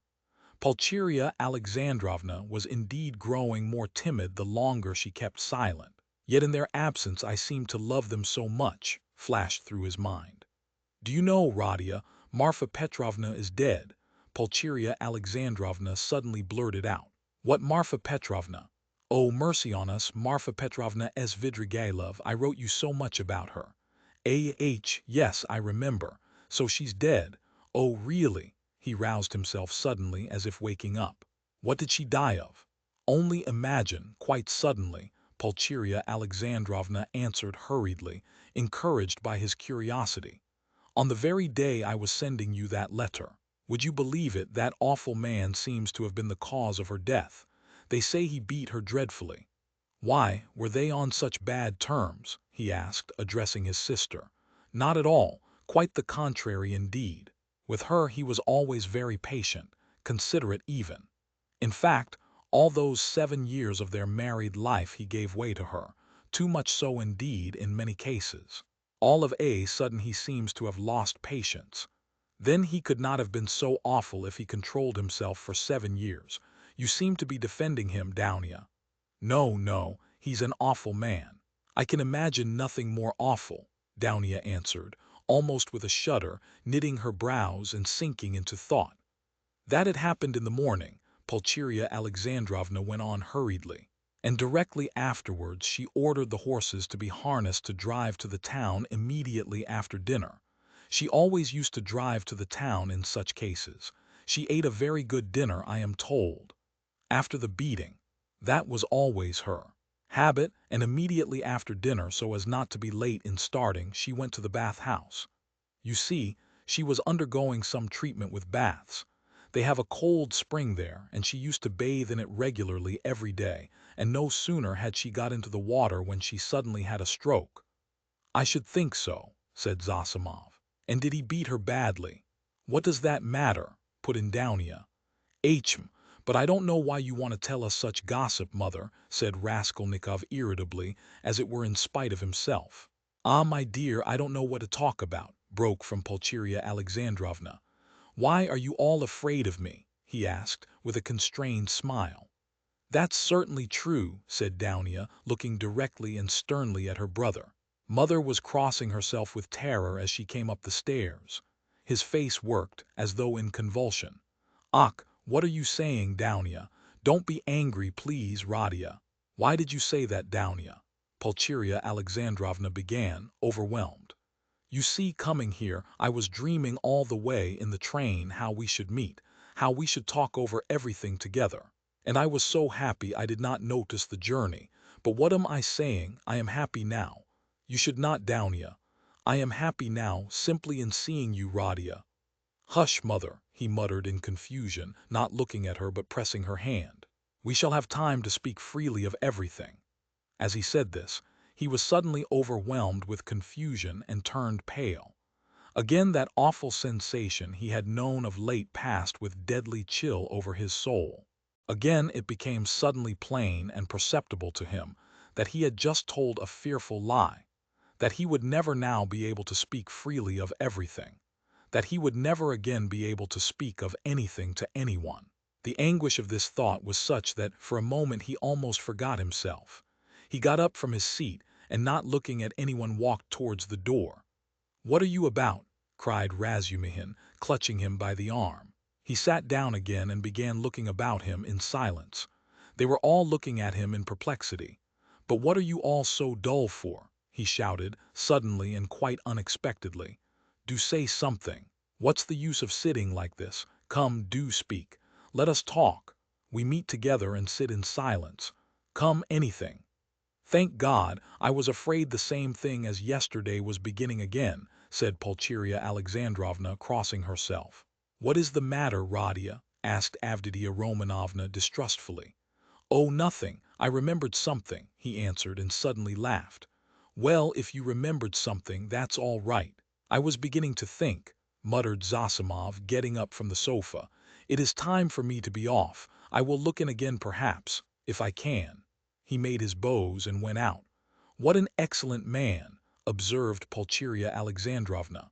Yes, excellent, splendid, well-educated, intelligent, Raskolnikov began, suddenly speaking with surprising rapidity, and a liveliness he had not shown till then. I can't remember where I met him before my illness. I believe I have met him somewhere. And this is a good man, too, he nodded at Razumihin. Do you like him, Dounia? He asked her, and suddenly, for some unknown reason, laughed. Very much, answered Dounia. Foo, what a pig you are, Razumihin protested, blushing in terrible confusion, and he got up from his chair. Pulcheria Alexandrovna smiled faintly, but Raskolnikov laughed aloud. Where are you off to? I must go. You need not at all stay. Zosimov has gone, so you must. Don't go. What's the time? Is it 12 o'clock? What a pretty watch you have got, Dounia. But why are you all silent again? I do all the talking. It was a present from Marfa Petrovna, answered Dounia. And a very expensive one, added Pulcheria Alexandrovna. What a big one, hardly like a lady's. I like that sort, said Dounia. So it is not a present from her fiancé, thought Razumihin, and was unreasonably delighted. I thought it was Luzhin's present, observed Raskolnikov. No, he has not made Dounia any presents yet. And do you remember, mother, I was in love and wanted to get married, he said suddenly, looking at his mother, who was disconcerted by the sudden change of subject and the way he spoke of it. Oh, yes, my dear. Pulcheria Alexandrovna exchanged glances with Dounia and Razumihin. Yes. What shall I tell you? I don't remember much indeed. She was such a sickly girl, he went on, growing dreamy and looking down again. Quite an invalid. She was fond of giving alms to the poor and was always dreaming of a nunnery, and once she burst into tears when she began talking to me about it. Yes, I remember. I remember very well. She was an ugly little thing. I really don't know what drew me to her then. I think it was because she was always ill. If she had been lame or hunchback, I believe I should have liked her better still. He smiled dreamily. Yes, it was a sort of spring delirium. No, it was not only spring delirium, said Dounia, with warm feeling. He fixed a strained, intent look on his sister, but did not hear or did not understand her words. Then, completely lost in thought, he got up, went up to his mother, kissed her, went back to his place and sat down. You love her even now, said Pulcheria Alexandrovna, touched. Her now? Oh, yes. You ask about her. No. That's all now, as it were, in another world, and so long ago, and indeed everything happening here seems somehow far away. He looked attentively at them. You now. I seem to be looking at you from 1,000 miles away. But goodness knows why we are talking of that. And what's the use of asking about it? He added with annoyance, and biting his nails, fell into dreamy silence again. What a wretched lodging you have, Radia. It's like a tomb, said Pulcheria Alexandrovna, suddenly breaking the oppressive silence. I am sure it's quite half through your lodging you have become so melancholy. My lodging, he answered listlessly. Yes, the lodging had a great deal to do with it. I thought that too. If only you knew, though, what a strange thing you said just now, mother, he said, laughing strangely. A little more, and their companionship. This mother and this sister with him after 3 years' absence. This intimate tone of conversation, in face of the utter impossibility of really speaking about anything, would have been beyond his power of endurance. But there was one urgent matter which must be settled one way or the other that day, so he had decided when he woke. Now he was glad to remember it, as a means of escape. Listen, Dounia, he began, gravely and dryly. Of course I beg your pardon for yesterday, but I consider it my duty to tell you again that I do not withdraw from my chief point. It is me or Luzhin. If I am a scoundrel, you must not be. One is enough. If you marry Luzhin, I cease at once to look on you as a sister. Radia, it is the same as yesterday again, Pulcheria Alexandrovna cried mournfully. And why do you call yourself a scoundrel? I can't bear it. You said the same yesterday. Brother, Downia answered firmly and with the same dryness, in all this there is a mistake on your part. I thought it over at night and found out the mistake. It is all because you seem to fancy I am sacrificing myself to someone and for someone. That is not the case at all. I am simply marrying for my own sake because things are hard for me. Though of course I shall be glad if I succeed in being useful to my family. But that is not the chief motive for my decision. She is lying, he thought to himself, biting his nails vindictively. Proud creature, she won't admit she wants to do it out of charity. Too haughty, oh base characters, they even love as though they hate. Oh how I hate them all. In fact, continued Downia, I am marrying Pyotr Petrovitch because of two evils I choose the less. I intend to do honestly all he expects of me, so I am not deceiving him. Why did you smile just now? She too flushed, and there was a gleam of anger in her eyes. All, he asked with a malignant grin. Within certain limits. Both the manner and form of Pyotr Petrovitch's courtship showed me at once what he wanted. He may, of course, think too well of himself, but I hope he esteems me too. Why are you laughing again? And why are you blushing again? You are lying, sister. You are intentionally lying, simply from feminine obstinacy, simply to hold your own against me. You cannot respect Luzhin. I have seen him and talked with him. So you are selling yourself for money, and so in any case you are acting basely, and I am glad at least that you can blush for it. It is not true. I am not lying, cried Downia, losing her composure. I would not marry him if I were not convinced that he esteems me and thinks highly of me. I would not marry him if I were not firmly convinced that I can respect him. Fortunately, I can have convincing proof of it this very day. And such a marriage is not a vileness, as you say. And even if you were right, if I really had determined on a vile action, is it not merciless on your part to speak to me like that? Why do you demand of me a heroism that perhaps you have not either? It is despotism. It is tyranny. If I ruin anyone, it is only myself. I am not committing a murder. Why do you look at me like that? Why are you so pale? Radia, darling, what's the matter? Good heavens, you have made him faint, cried Pulcheria Alexandrovna. No, no, nonsense, it's nothing. A little giddiness, not fainting. You have fainting on the brain. Yes, what was I saying? Oh, yes. In what way will you get convincing proof today that you can respect him and that he esteems you as you said? I think you said today. Mother, show Radia Pyotr Petrovitch's letter, said Downia. With trembling hands, Pulcheria Alexandrovna gave him the letter. He took it with great interest, but before opening it, he suddenly looked with a sort of wonder at Downia. It is strange, he said slowly, as though struck by a new idea. What am I making such a fuss for? What is it all about? Marry whom you like. He said this as though to himself, but said it aloud and looked for some time at his sister as though puzzled. He opened the letter at last, still with the same look of strange wonder on his face. Then, slowly and attentively, he began reading and read it through twice. Pulcheria Alexandrovna showed marked anxiety, and all indeed expected something particular. What surprises me, he began, after a short pause, handing the letter to his mother but not addressing anyone in particular, is that he is a businessman, a lawyer, and his conversation is pretentious indeed, and yet he writes such an uneducated letter. They all started. They had expected something quite different. But they all write like that, you know, Razumihin observed abruptly. Have you read it? Yes. We showed him, Radia, we consulted him just now, Pulcheria Alexandrovna began, embarrassed. That's just the jargon of the courts, Razumihin put in. Legal documents are written like that to this day. Legal. Yes, it's just legal, business language. Not so very uneducated and not quite educated, business language. Pyotr Petrovitch makes no secret of the fact that he had a cheap education. He is proud indeed of having made his own way, Avditia Romanovna observed, somewhat offended by her brother's tone. Well, if he's proud of it, he has reason. I don't deny it. You seem to be offended, sister, at my making only such a frivolous criticism on the letter, and to think that I speak of such trifling matters on purpose to annoy you. It is quite the contrary.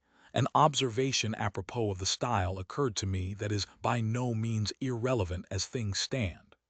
There is one expression, blame yourselves, put in very significantly and plainly, and there is besides a threat that he will go away at once if I am present. That threat to go away is equivalent to a threat to abandon you both if you are disobedient, and to abandon you now after summoning you to Petersburg. Well, what do you think? Can one resent such an expression from Luzhin, as we should if he pointed to Razumihin, had written it, or Zosimov, or one of us?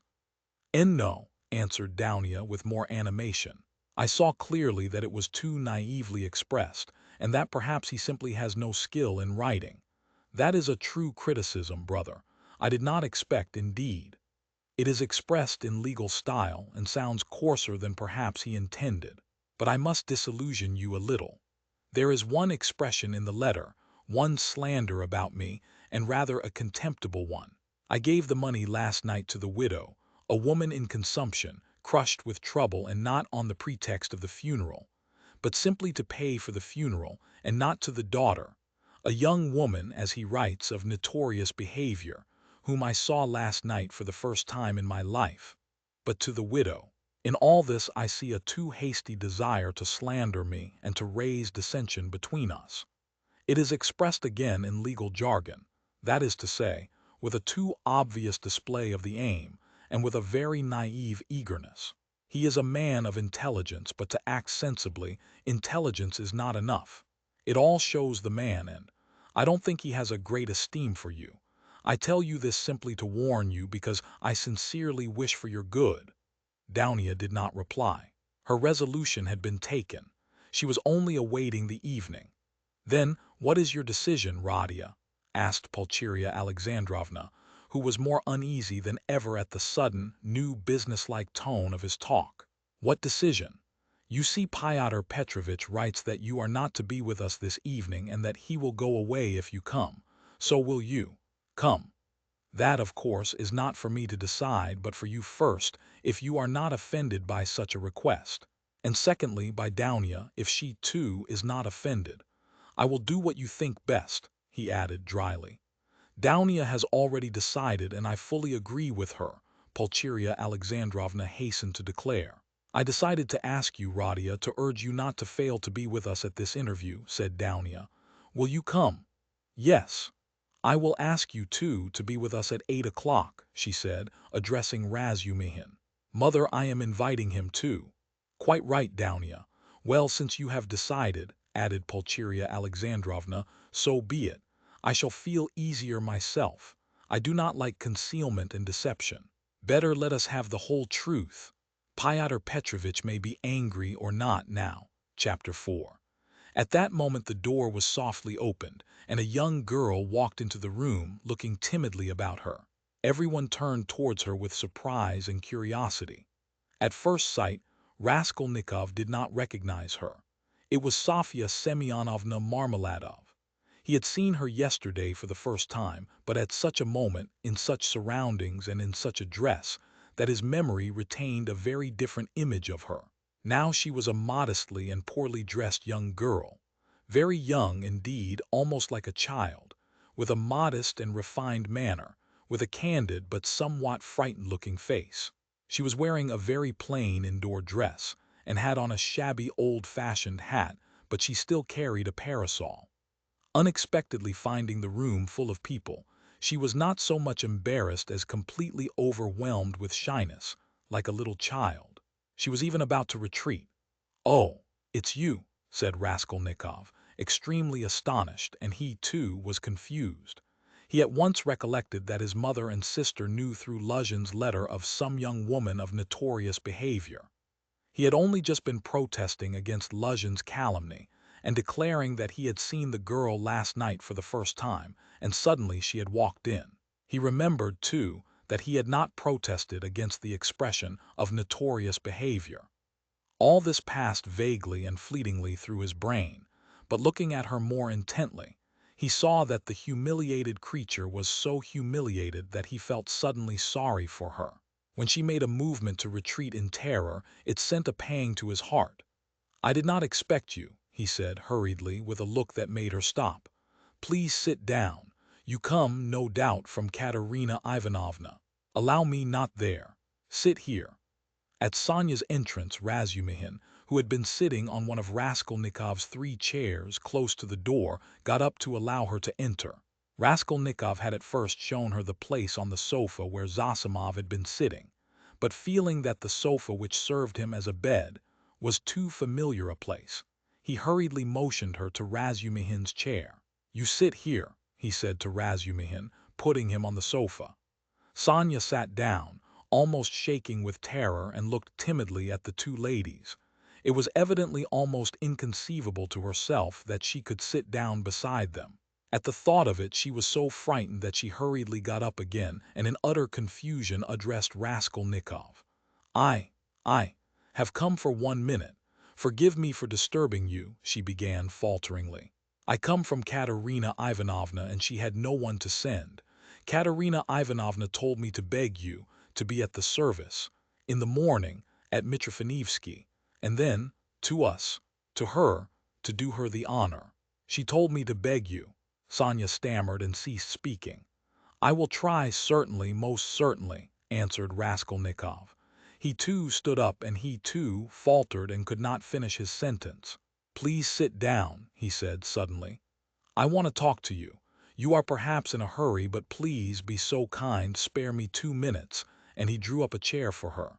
Sonia sat down again, and again timidly she took a hurried, frightened look at the 2 ladies and dropped her eyes. Raskolnikov's pale face flushed. A shudder passed over him. His eyes glowed. "Mother," he said firmly and insistently, "this is Sofya Semyonovna Marmeladov, the daughter of that unfortunate Mr. Marmeladov, who was run over yesterday before my eyes, and of whom I was just telling you." Pulcheria Alexandrovna glanced at Sonia and slightly screwed up her eyes. In spite of her embarrassment before Rodia's urgent and challenging look, she could not deny herself that satisfaction. Downia gazed gravely and intently into the poor girl's face and scrutinized her with perplexity. Sonia, hearing herself introduced, tried to raise her eyes again, but was more embarrassed than ever. "I wanted to ask you," said Raskolnikov hastily, "how things were arranged yesterday. You were not worried by the police, for instance." "No, that was all right. It was too evident the cause of death. They did not worry us. Only the lodgers are angry." "Why?" "At the body's remaining so long, you see it is hot now. So that today they will carry it to the cemetery into the chapel until tomorrow. At first Katerina Ivanovna was unwilling, but now she sees herself that it's necessary. Today, then, she begs you to do us the honor to be in the church tomorrow for the service, and then to be present at the funeral lunch." "She is giving a funeral lunch?" "Yes. Just a little. She told me to thank you very much for helping us yesterday. But for you, we should have had nothing for the funeral." All at once her lips and chin began trembling, but with an effort she controlled herself, looking down again. During the conversation, Raskolnikov watched her carefully. She had a thin, very thin, pale little face, rather irregular and angular, with a sharp little nose and chin. She could not have been called pretty, but her blue eyes were so clear, and when they lighted up, there was such a kindliness and simplicity in her expression that one could not help being attracted. Her face and her whole figure, indeed, had another peculiar characteristic. In spite of her 18 years, she looked almost a little girl, almost a child.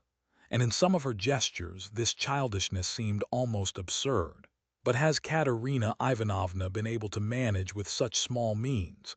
Does she even mean to have a funeral lunch? Raskolnikov asked, persistently keeping up the conversation. "The coffin will be plain, of course. And everything will be plain, so it won't cost much. Katerina Ivanovna and I have reckoned it all out so that there will be enough left. And Katerina Ivanovna was very anxious it should be so. You know one can't. It's a comfort to her. She is like that, you know. I understand, of course. Why do you look at my room like that? My mother has just said it is like a tomb. You gave us everything yesterday, Sonia said suddenly in reply in a loud, rapid whisper. And again she looked down in confusion. Her lips and chin were trembling once more. She had been struck at once by Raskolnikov's poor surroundings, and now these words broke out spontaneously. A silence followed. There was a light in Downia's eyes, and even Pulcheria Alexandrovna looked kindly at Sonia. "Radia," she said, getting up, "we shall have dinner together, of course. Come, Downia, and you, Radia, had better go for a little walk and then rest and lie down before you come to see us. I am afraid we have exhausted you." "Yes, yes, I'll come," he answered, getting up fussily. "But I have something to see to." "But surely you will have dinner together," cried Razumihin, looking in surprise at Raskolnikov. "What do you mean?" "Yes, yes, I am coming. Of course, and you stay a minute. You do not want him just now, do you, mother? Or perhaps I am taking him from you." "Oh, no, no. And will you, Dmitri Prokofitch, do us the favor of dining with us?" "Please do," added Downia. Razumihin bowed, positively radiant. For one moment they were all strangely embarrassed. "Goodbye, Radia, that is till we meet. I do not like saying goodbye. Goodbye, Nastasia."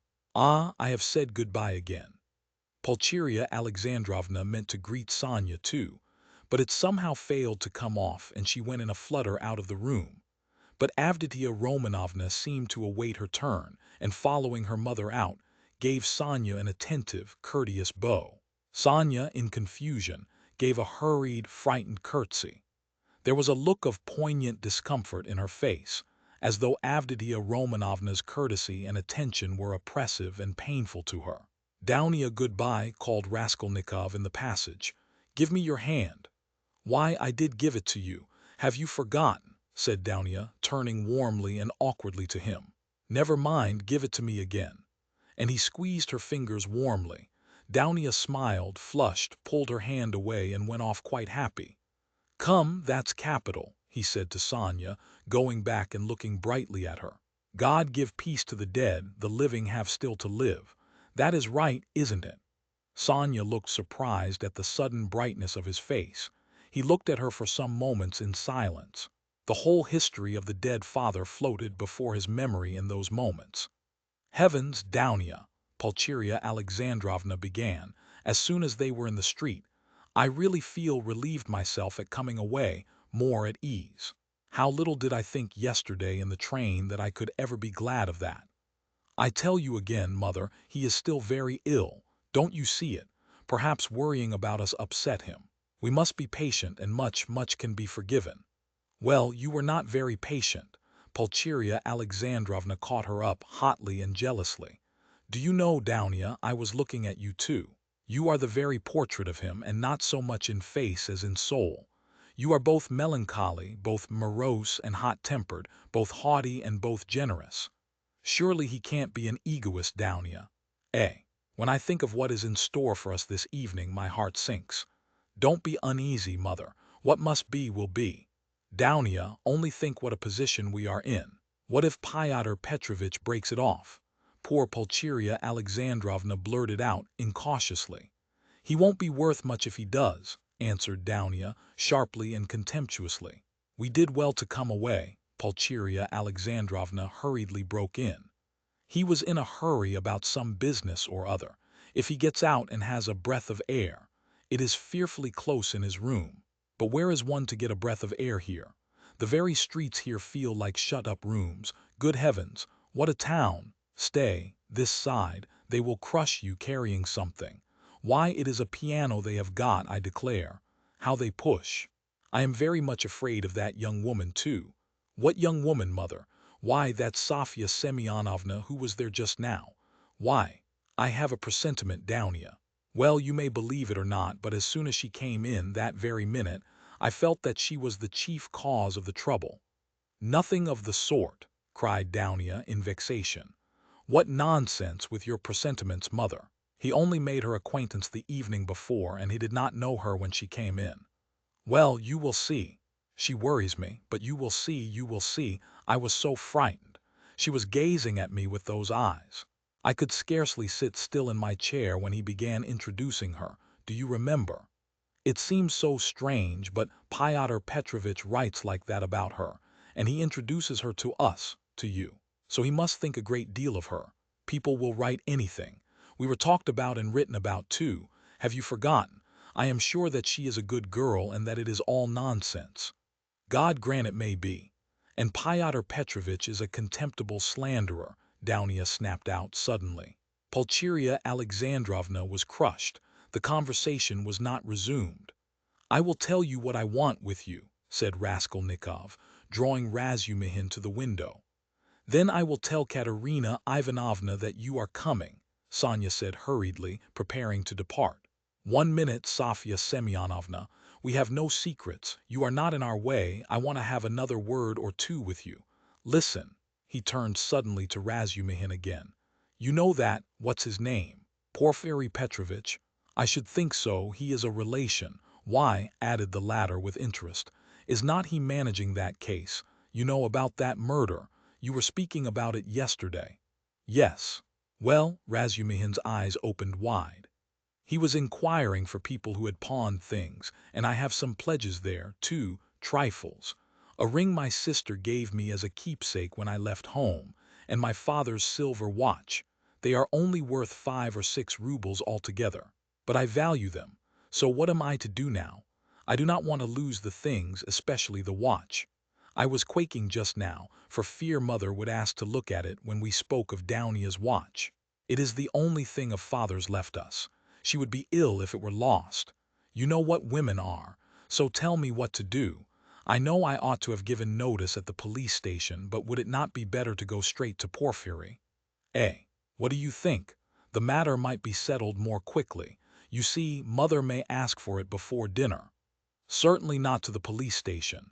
Certainly to Porfiry, Razumihin shouted in extraordinary excitement. Well, how glad I am. Let us go at once. It is a couple of steps. We shall be sure to find him. Very well, let us go. And he will be very, very glad to make your acquaintance. I have often talked to him of you at different times. I was speaking of you yesterday. Let us go. So you knew the old woman, so that's it. It is all turning out splendidly. Oh yes, Sofya Ivanovna. Sofya Semyonovna, corrected Raskolnikov. Sofya Semyonovna, this is my friend Razumihin, and he is a good man. If you have to go now, Sonia was beginning, not looking at Razumihin at all and still more embarrassed. Let us go, decided Raskolnikov. I will come to you today, Sofya Semyonovna. Only tell me where you live. He was not exactly ill at ease, but seemed hurried and avoided her eyes. Sonia gave her address and flushed as she did so. They all went out together. Don't you lock up? Asked Razumihin, following him on to the stairs. Never, answered Raskolnikov. I have been meaning to buy a lock for these 2 years. People are happy who have no need of locks, he said, laughing to Sonia. They stood still in the gateway. Do you go to the right, Sofya Semyonovna? How did you find me, by the way? He added, as though he wanted to say something quite different. He wanted to look at her soft, clear eyes, but this was not easy. Why, you gave your address to Polenka yesterday. Polenka? Oh yes, Polenka, that is the little girl. She is your sister. Did I give her the address? Why, had you forgot? No, I remember. I had heard my father speak of you. Only I did not know your name and he did not know it, and now I came. And as I had learnt your name, I asked today, where does Mr. Raskolnikov live? I did not know you had only a room too. Goodbye, I will tell Katerina Ivanovna. She was extremely glad to escape at last. She went away looking down, hurrying to get out of sight as soon as possible, to walk the 20 steps to the turning on the right and to be at last alone, and then moving rapidly along, looking at no one, noticing nothing, to think, to remember, to meditate on every word, every detail. Never, never had she felt anything like this. Dimly and unconsciously a whole new world was opening before her. She remembered suddenly that Raskolnikov meant to come to her that day, perhaps at once. Only not today, please, not today, she kept muttering with a sinking heart as though entreating someone like a frightened child. Mercy, to me, to that room, he will see. Oh dear! She was not capable at that instant of noticing an unknown gentleman who was watching her and following at her heels. He had accompanied her from the gateway. At the moment when Raskolnikov, and she stood still at parting on the pavement, this gentleman who was just passing started on hearing Sonia's words, and I asked where Mr. Raskolnikov lived. He turned a rapid but attentive look upon all three, especially upon Raskolnikov, to whom Sonia was speaking, then looked back and noted the house.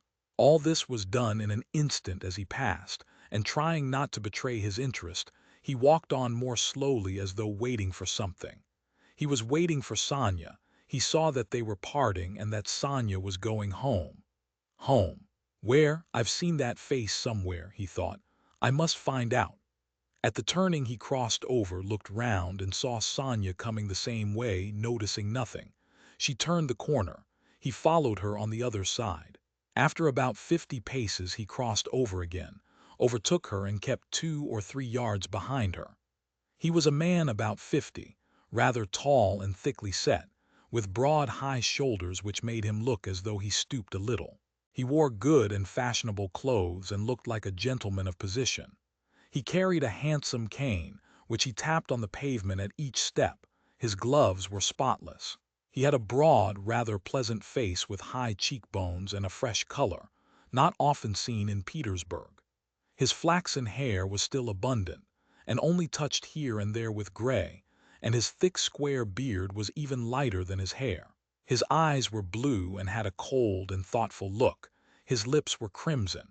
He was a remarkably well-preserved man and looked much younger than his years. When Sonia came out on the canal bank, they were the only 2 persons on the pavement.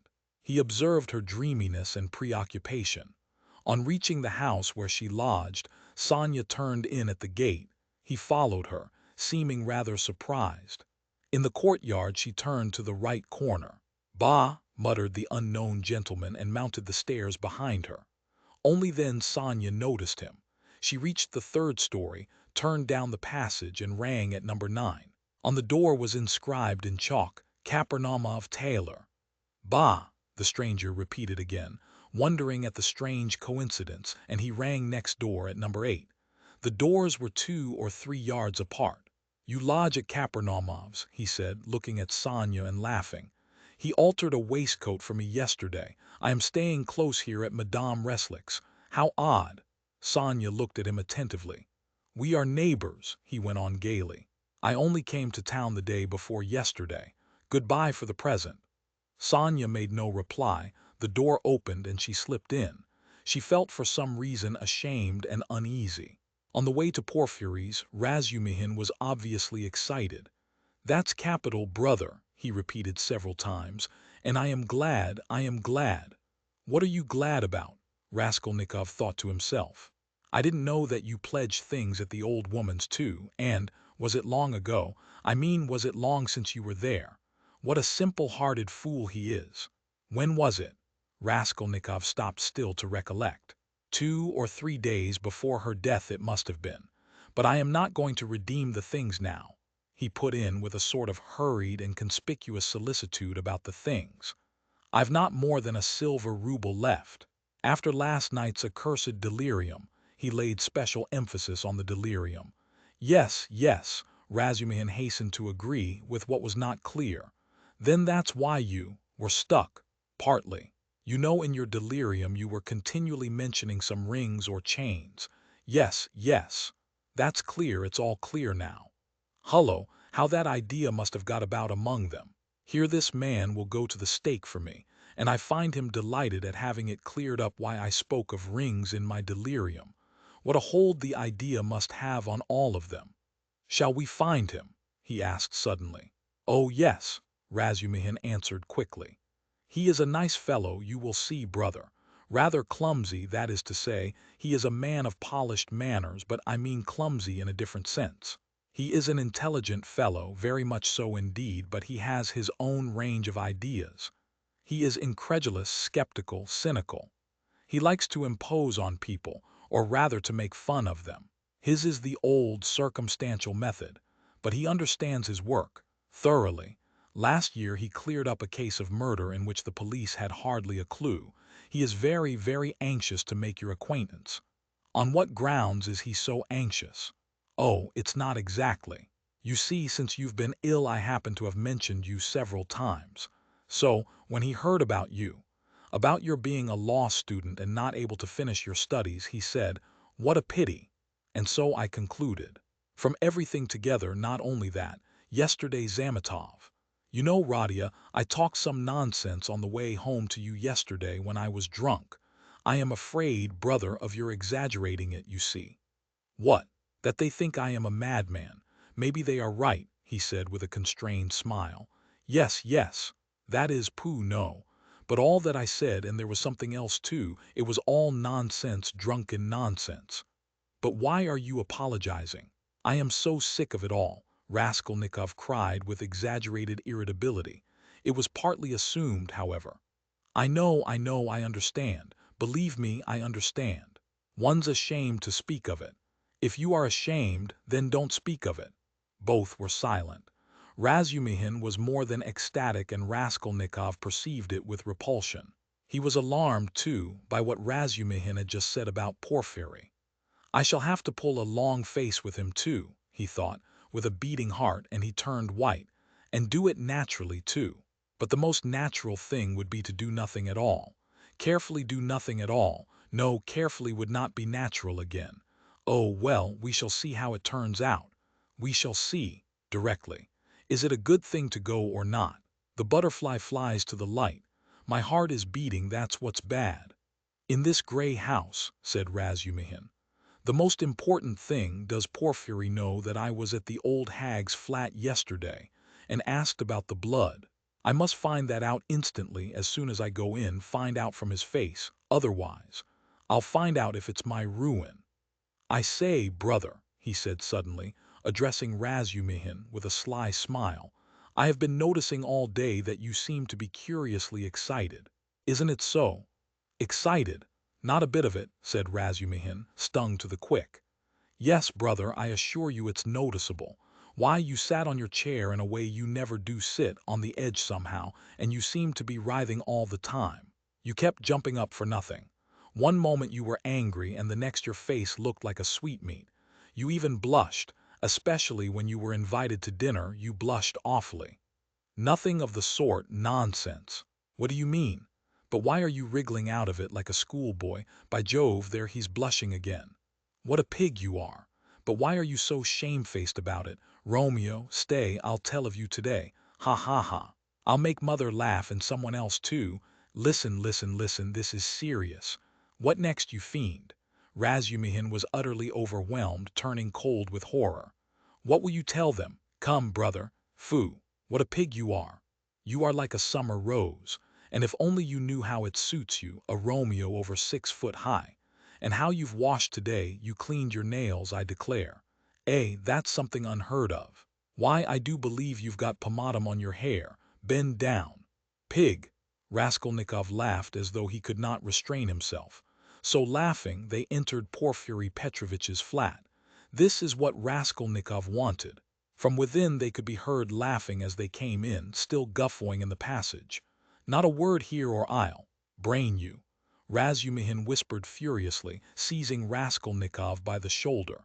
Chapter 5. Raskolnikov was already entering the room. He came in looking as though he had the utmost difficulty not to burst out laughing again. Behind him, Razumihin strode in gawky and awkward, shamefaced and red as a peony, with an utterly crestfallen and ferocious expression. His face and whole figure really were ridiculous at that moment, and amply justified Raskolnikov's laughter. Raskolnikov, not waiting for an introduction, bowed to Porfiry Petrovitch, who stood in the middle of the room looking inquiringly at them.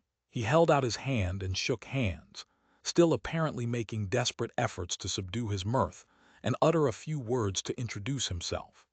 But he had no sooner succeeded in assuming a serious air and muttering something when he suddenly glanced again as though accidentally at Razumihin, and could no longer control himself. His stifled laughter broke out the more irresistibly the more he tried to restrain it. The extraordinary ferocity with which Razumihin received this spontaneous mirth gave the whole scene the appearance of most genuine fun and naturalness. Razumihin strengthened this impression as though on purpose. "Fool! You fiend!" he roared, waving his arm, which at once struck a little round table with an empty tea-glass on it. Everything was sent flying and crashing. "But why break chairs, gentlemen? You know it's a loss to the crown," Porfiry Petrovitch quoted gaily. Raskolnikov was still laughing, with his hand in Porfiry Petrovitch's, but anxious not to overdo it, awaited the right moment to put a natural end to it. Razumihin, completely put to confusion by upsetting the table and smashing the glass, gazed gloomily at the fragments, cursed, and turned sharply to the window where he stood looking out with his back to the company with a fiercely scowling countenance. Seeing nothing, Porfiry Petrovitch laughed and was ready to go on laughing, but obviously looked for explanations. Zametov had been sitting in the corner, but he rose at the visitor's entrance and was standing in expectation with a smile on his lips, though he looked with surprise, and even it seemed incredulity at the whole scene, and at Raskolnikov with a certain embarrassment. Zametov's unexpected presence struck Raskolnikov unpleasantly. "I've got to think of that," he thought. "Excuse me, please," he began, affecting extreme embarrassment. "Raskolnikov. Not at all very pleasant to see you. And how pleasantly you've come in. Why, won't he even say good morning?" Porfiry Petrovitch nodded at Razumihin. "Upon my honor, I don't know why he is in such a rage with me. I only told him as we came along that he was like Romeo, and proved it, and that was all, I think." "Pig!" ejaculated Razumihin without turning round. "There must have been very grave grounds for it if he is so furious at the word," Porfiry laughed.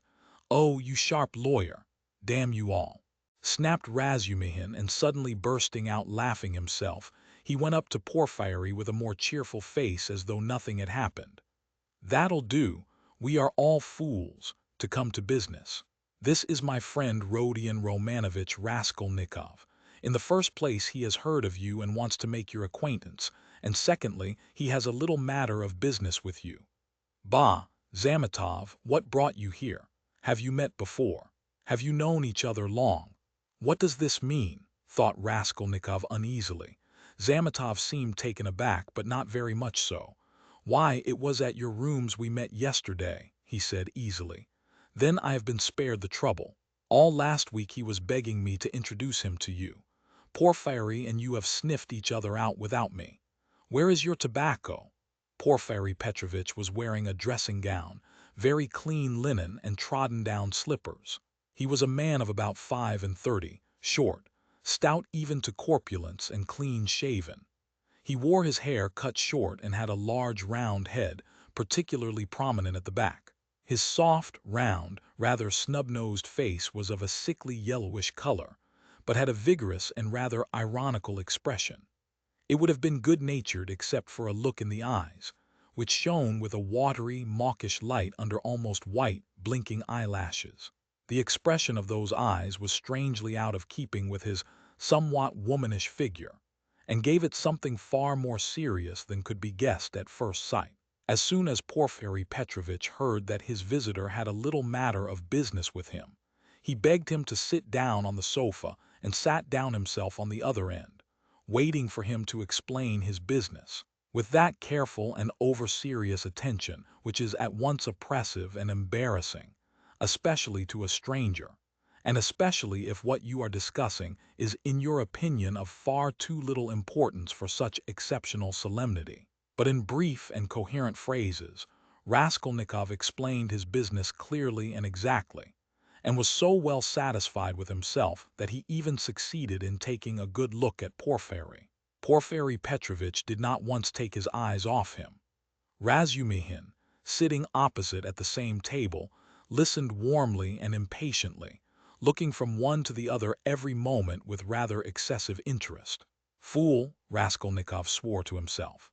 You have to give information to the police, Porfiry replied, with a most businesslike air, that having learnt of this incident, that is of the murder, you beg to inform the lawyer in charge of the case that such and such things belong to you, and that you desire to redeem them, but they will write to you. That's just the point that at the present moment, Raskolnikov tried his utmost to feign embarrassment. I am not quite in funds, and even this trifling sum is beyond me. I only wanted, you see, for the present to declare that the things are mine and that when I have money.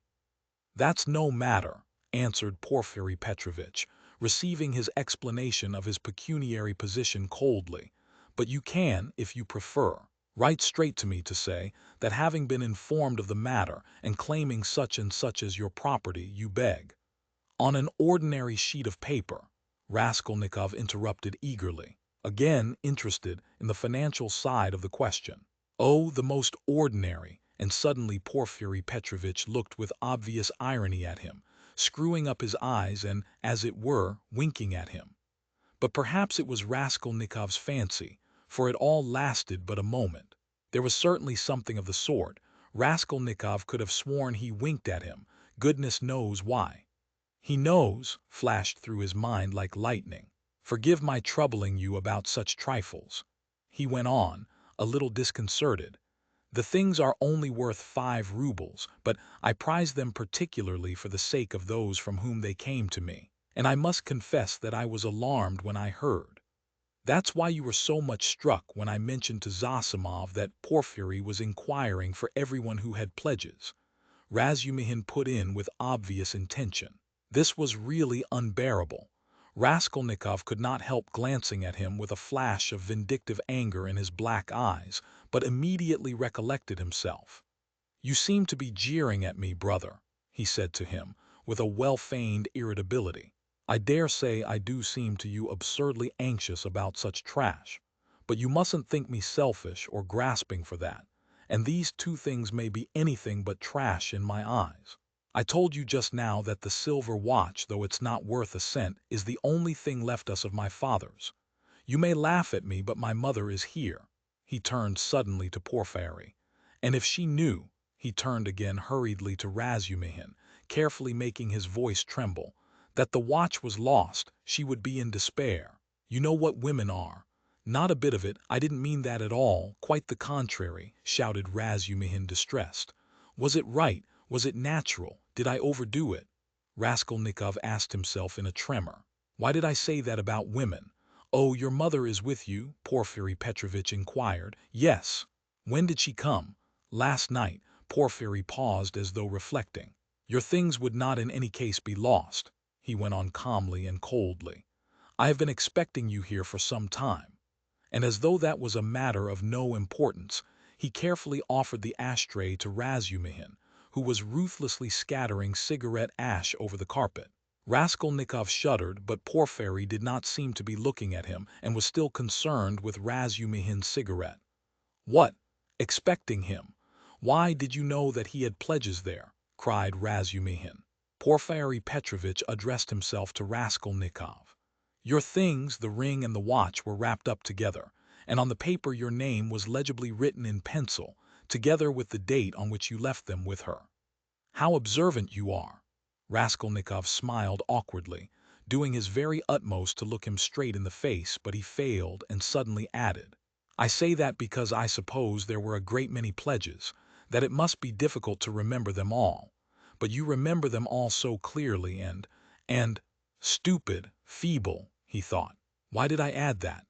But we know all who had pledges, and you are the only one who hasn't come forward," Porfiry answered with hardly perceptible irony. "I haven't been quite well." "I heard that too. I heard, indeed, that you were in great distress about something. You look pale still." "I am not pale at all. No, I am quite well," Raskolnikov snapped out rudely and angrily, completely changing his tone. His anger was mounting, he could not repress it. "And in my anger I shall betray myself," flashed through his mind again. "Why are they torturing me?" "Not quite well," Razumihin caught him up.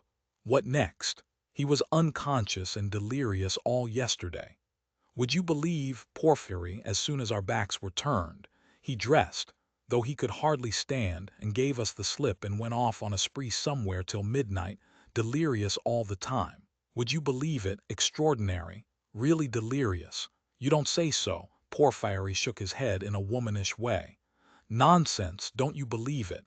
But you don't believe it anyway, Raskolnikov let slip in his anger. But Porfiry Petrovitch did not seem to catch those strange words.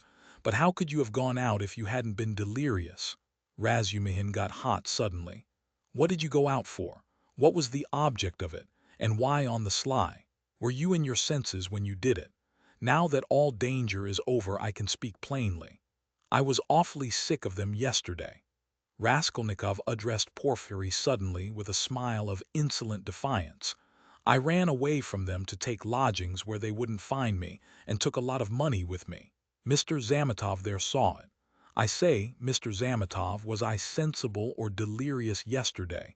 Settle our dispute. He could have strangled Zametov at that moment, so hateful were his expression and his silence to him. In my opinion you talked sensibly and even artfully, but you were extremely irritable, Zametov pronounced dryly. And Nikodem Fomitch was telling me today, put in Porfiry Petrovitch, that he met you very late last night in the lodging of a man who had been run over. And there, said Razumihin, weren't you mad then? You gave your last penny to the widow for the funeral. If you wanted to help, give 15 or 20 even, but keep 3 rubles for yourself at least. But he flung away all the 25 at once.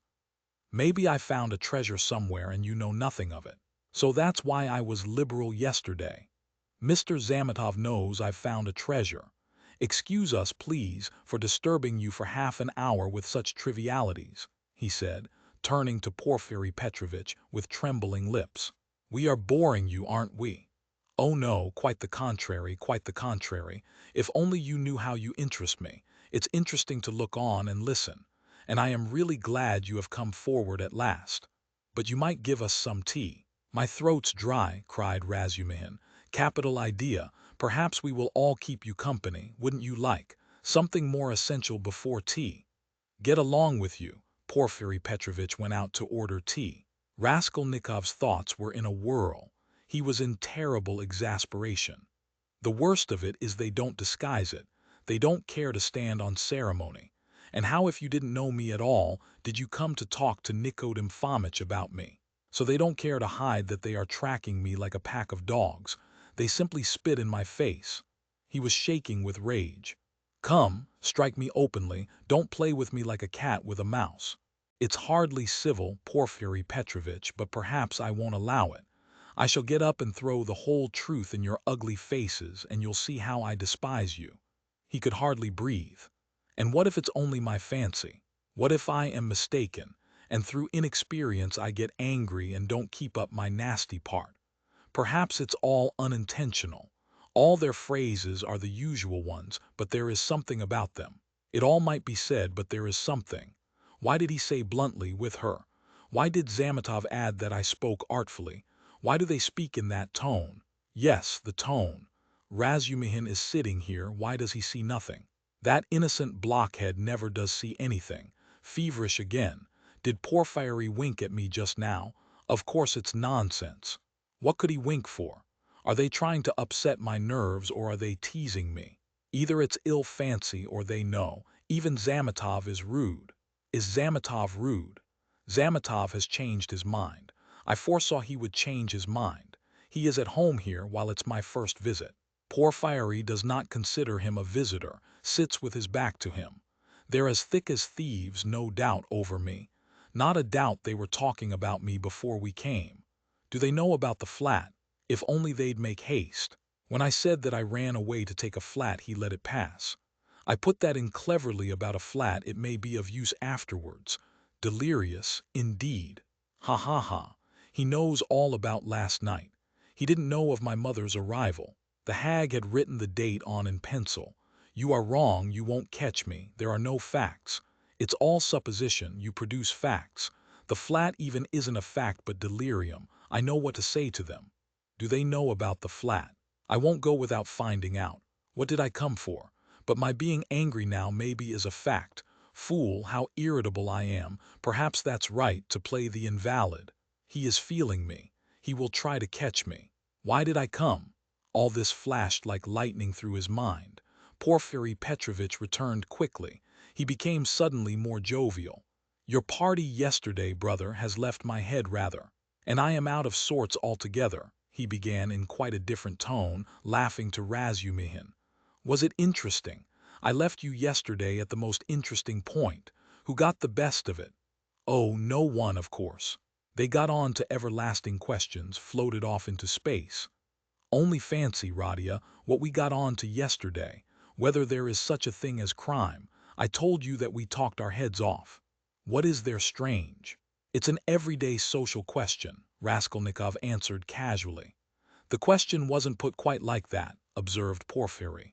Not quite, that's true, Razumihin agreed at once, getting warm and hurried as usual. Listen, Rodion, and tell us your opinion, I want to hear it. I was fighting tooth and nail with them and wanted you to help me. I told them you were coming. It began with the socialist doctrine. You know their doctrine. Crime is a protest against the abnormality of the social organization and nothing more, and nothing more. No other causes admitted. You are wrong there, cried Porfiry Petrovitch. He was noticeably animated and kept laughing as he looked at Razumihin, which made him more excited than ever. Nothing is admitted, Razumihin interrupted with heat. I am not wrong. I'll show you their pamphlets. Everything with them is the influence of environment, and nothing else. Their favorite phrase, from which it follows that, if society is normally organized, all crime will cease at once, since there will be nothing to protest against and all men will become righteous in one instant. Human nature is not taken into account. It is excluded. It's not supposed to exist. They don't recognize that humanity, developing by a historical living process, will become at last a normal society. But they believe that a social system that has come out of some mathematical brain is going to organize all humanity at once and make it just and sinless in an instant, quicker than any living process. That's why they instinctively dislike history, nothing but ugliness and stupidity in it, and they explain it all as stupidity. That's why they so dislike the living process of life. They don't want a living soul. The living soul demands life. The soul won't obey the rules of mechanics. The soul is an object of suspicion. The soul is retrograde.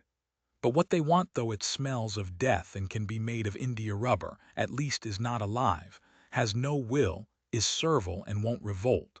And it comes in the end to their reducing everything to the building of walls and the planning of rooms and passages in a phalanstery. The phalanstery is ready indeed, but your human nature is not ready for the phalanstery. It wants life. It hasn't completed its vital process. It's too soon for the graveyard. You can't skip over nature by logic. Logic presupposes 3 possibilities, but there are millions. Cut away a million and reduce it all to the question of comfort. That's the easiest solution of the problem. It's seductively clear and you mustn't think about it. That's the great thing, you mustn't think. The whole secret of life in 2 pages of print. Now he is off beating the drum. Catch hold of him, do, laughed Porfiry. Can you imagine? He turned to Raskolnikov. 6 people holding forth like that last night in one room with punch as a preliminary. No, brother, you are wrong. Environment accounts for a great deal in crime. I can assure you of that. Oh, I know it does, but just tell me. A man of 40 violates a child of 10. Was it environment drove him to it? Well, strictly speaking, it did, Porfiry observed with noteworthy gravity. A crime of that nature may be very well ascribed to the influence of environment. Razumihin was almost in a frenzy. Oh, if you like, he roared. I'll prove to you that your white eyelashes may very well be ascribed to the church of Ivan the Great's being 250 feet high, and I will prove it clearly, exactly, progressively, and even with a liberal tendency. I undertake to, will you bet on it? Done. Let's hear, please, how he will prove it. He is always humbugging, confound him, cried Razumihin, jumping up and gesticulating. What's the use of talking to you? He does all that on purpose. You don't know him, Rodion. He took their side yesterday simply to make fools of them. And the things he said yesterday, and they were delighted. He can keep it up for a fortnight together. Last year he persuaded us that he was going into a monastery. He stuck to it for 2 months.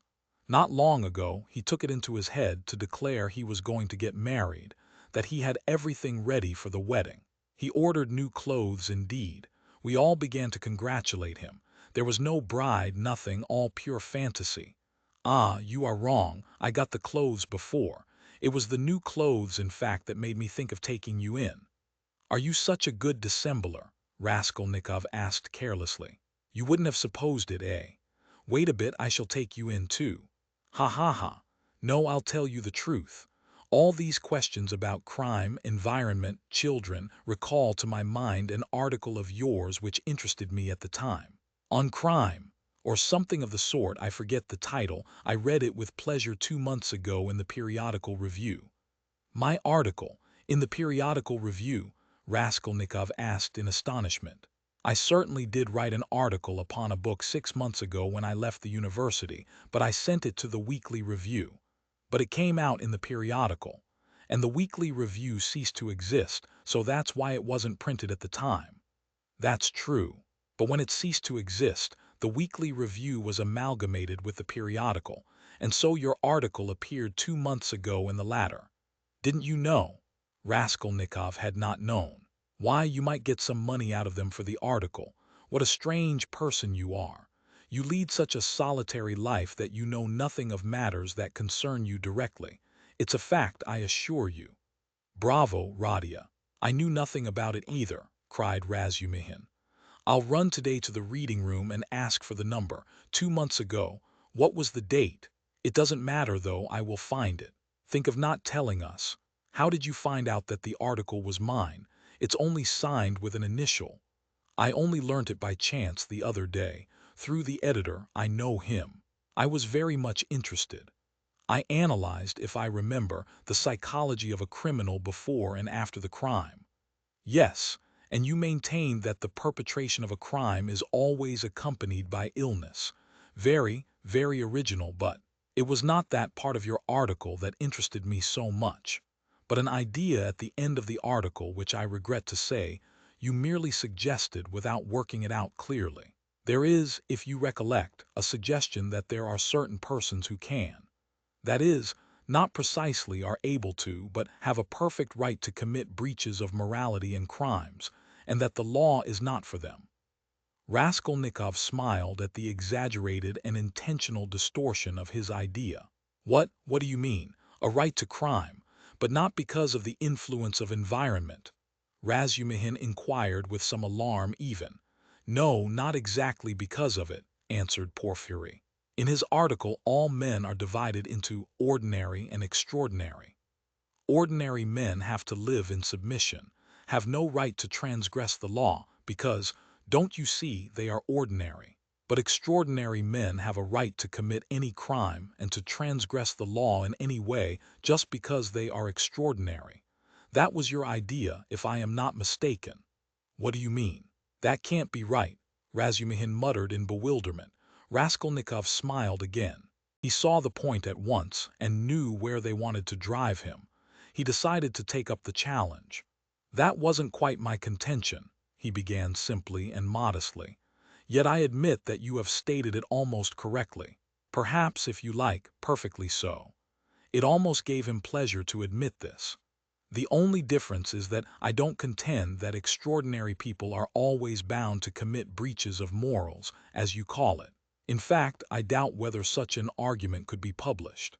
I simply hinted that an extraordinary man has the right.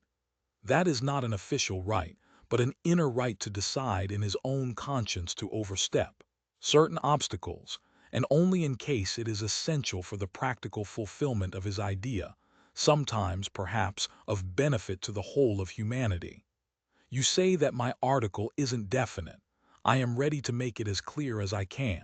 Perhaps I am right in thinking you want me to. Very well. I maintain that if the discoveries of Kepler and Newton could not have been made known except by sacrificing the lives of one, a dozen, 100, or more men, Newton would have had the right, would indeed have been in duty bound, to eliminate the dozen or the 100 men for the sake of making his discoveries known to the whole of humanity. But it does not follow from that Newton had a right to murder people right and left, and to steal every day in the market. Then I remember, I maintain in my article that legislators and leaders of men such as Lycurgus, Solon, Mahomet, Napoleon, and so on, were all without exception criminals, from the very fact that, making a new law, they transgressed the ancient one, handed down from their ancestors and held sacred by the people.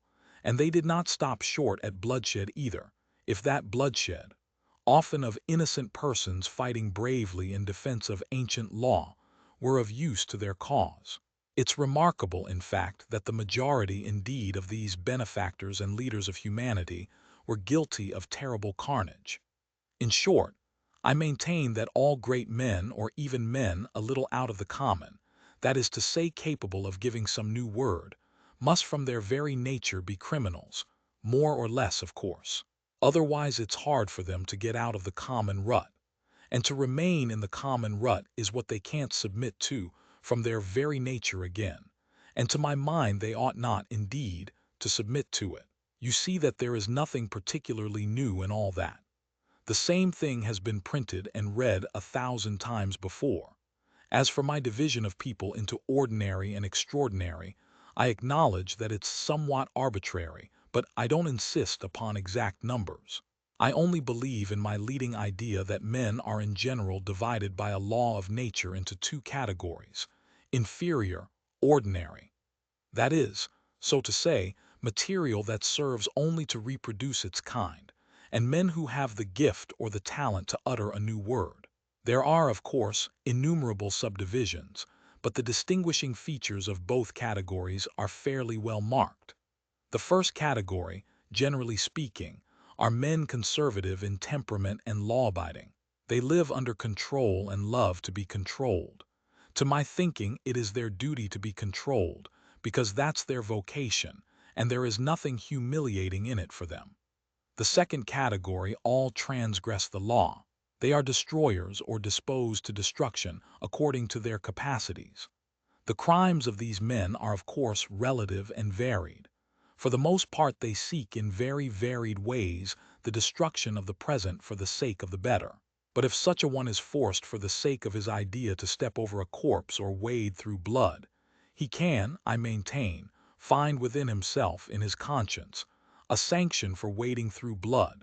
That depends on the idea and its dimensions, note that. It's only in that sense I speak of their right to crime in my article. You remember it began with the legal question. There's no need for such anxiety, however. The masses will scarcely ever admit this right.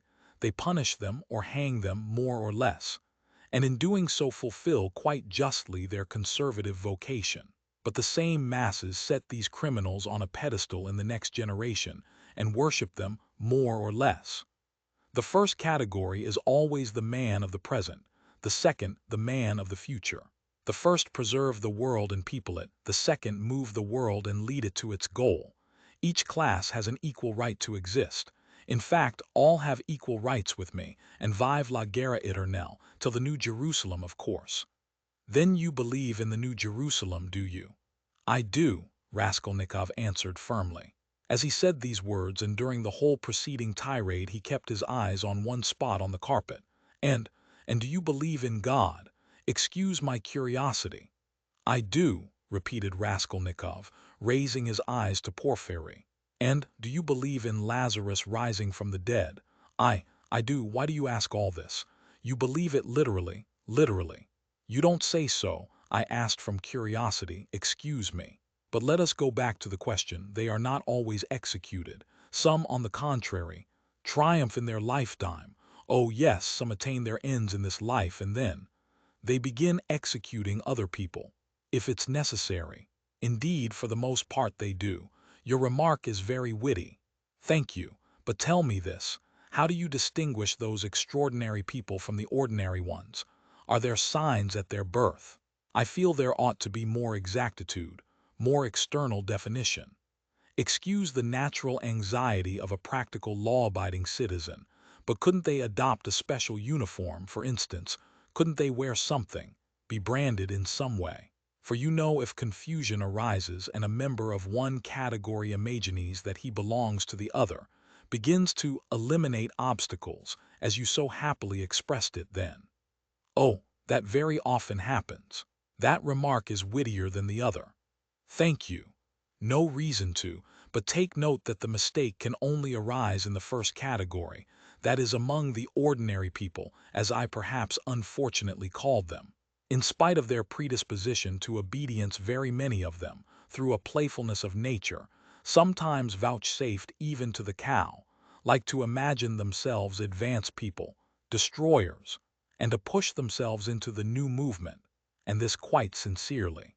Meanwhile, the really new people are very often unobserved by them, or even despised as reactionaries of groveling tendencies.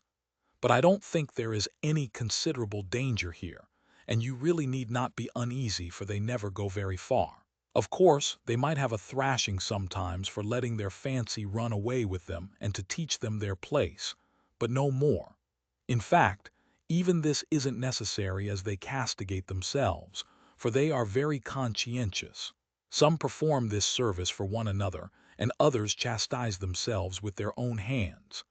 They will impose various public acts of penitence upon themselves with a beautiful and edifying effect. In fact, you've nothing to be uneasy about. It's a law of nature. Well, you have certainly set my mind more at rest on that score, but there's another thing worries me. Tell me, please, are there many people who have the right to kill others, these extraordinary people? I am ready to bow down to them, of course, but you must admit it's alarming if there are a great many of them, eh? Oh, you needn't worry about that either, Raskolnikov went on in the same tone.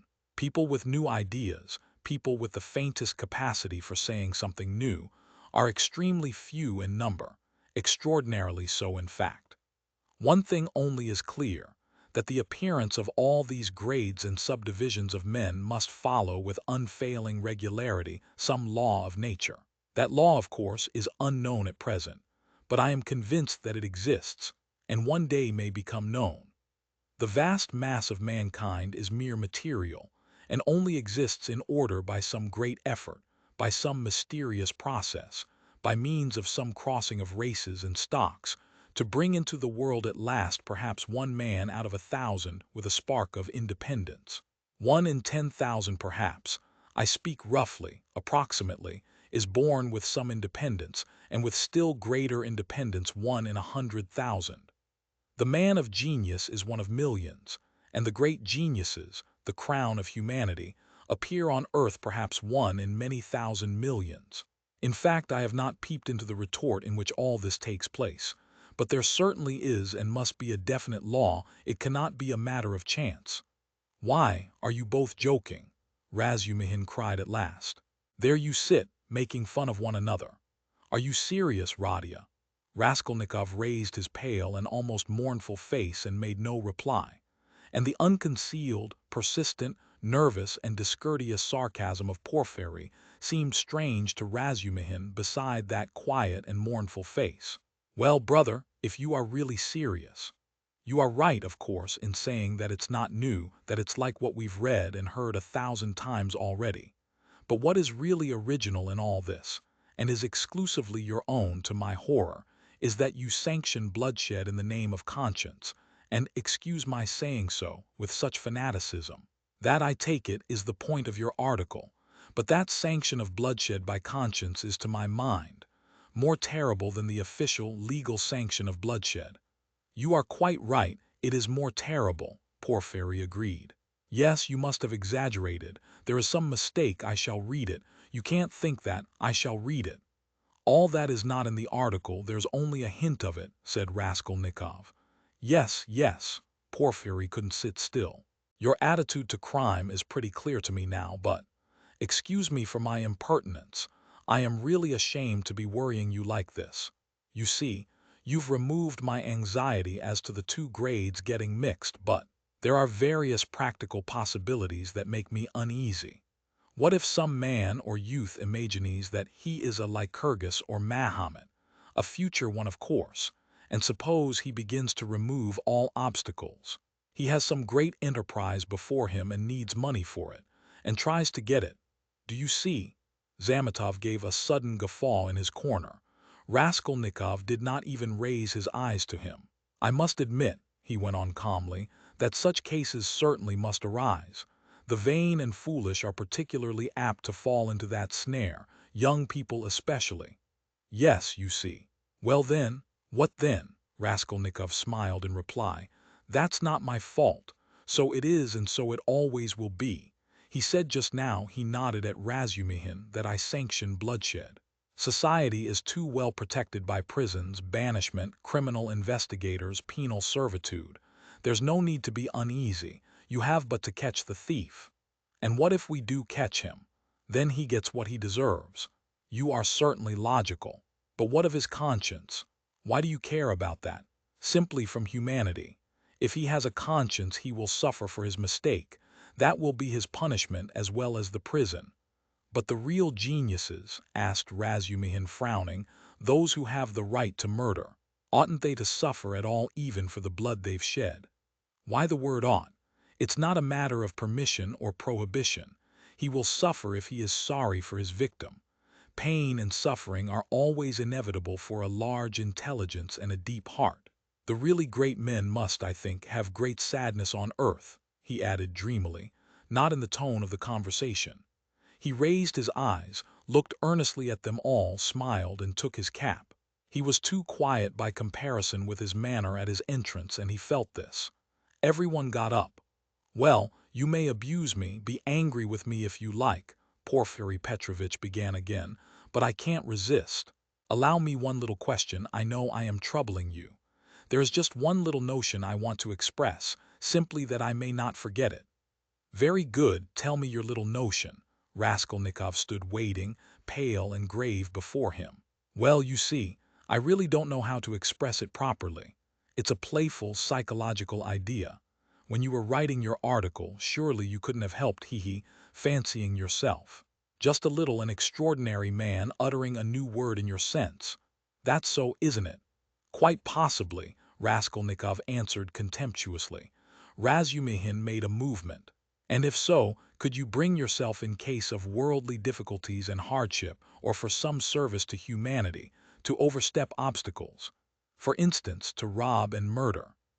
And again he winked with his left eye and laughed noiselessly just as before. If I did, I certainly should not tell you, Raskolnikov answered with defiant and haughty contempt. No, I was only interested on account of your article, from a literary point of view. Phoo, how obvious and insolent that is, Raskolnikov thought with repulsion. Allow me to observe, he answered dryly, that I don't consider myself a Mahomet or a Napoleon, nor any personage of that kind, and not being one of them, I cannot tell you how I should act. Oh, come, don't we all think ourselves Napoleons now in Russia? Porfiry Petrovitch said with alarming familiarity. Something peculiar betrayed itself in the very intonation of his voice. Perhaps it was one of these future Napoleons who did for Alyona Ivanovna last week. Zametov blurted out from the corner. Raskolnikov did not speak but looked firmly and intently at Porfiry. Razumihin was scowling gloomily. He seemed before this to be noticing something. He looked angrily around. There was a minute of gloomy silence. Raskolnikov turned to go. "Are you going already?" Porfiry said amiably, holding out his hand with excessive politeness. "Very, very glad of your acquaintance.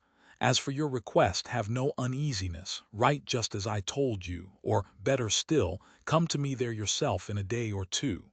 Tomorrow, indeed. I shall be there at 11 o'clock for certain. We'll arrange it all. We'll have a talk. As one of the last to be there, you might perhaps be able to tell us something," he added with a most good-natured expression. "You want to cross-examine me officially in due form?" Raskolnikov asked sharply. "Oh, why, that's not necessary for the present. You misunderstand me. I lose no opportunity, you see, and I've talked with all who had pledges. I obtained evidence from some of them, and you are the last. Yes, by the way," he cried, seemingly suddenly delighted, "I just remember what was I thinking of." He turned to Razumihin. "You were talking my ears off about that Nikolay. Of course I know very well," he turned to Raskolnikov. That the fellow is innocent, but what is one to do? We had to trouble Dmitri too. This is the point, this is all. When you went up the stairs it was past 7, wasn't it?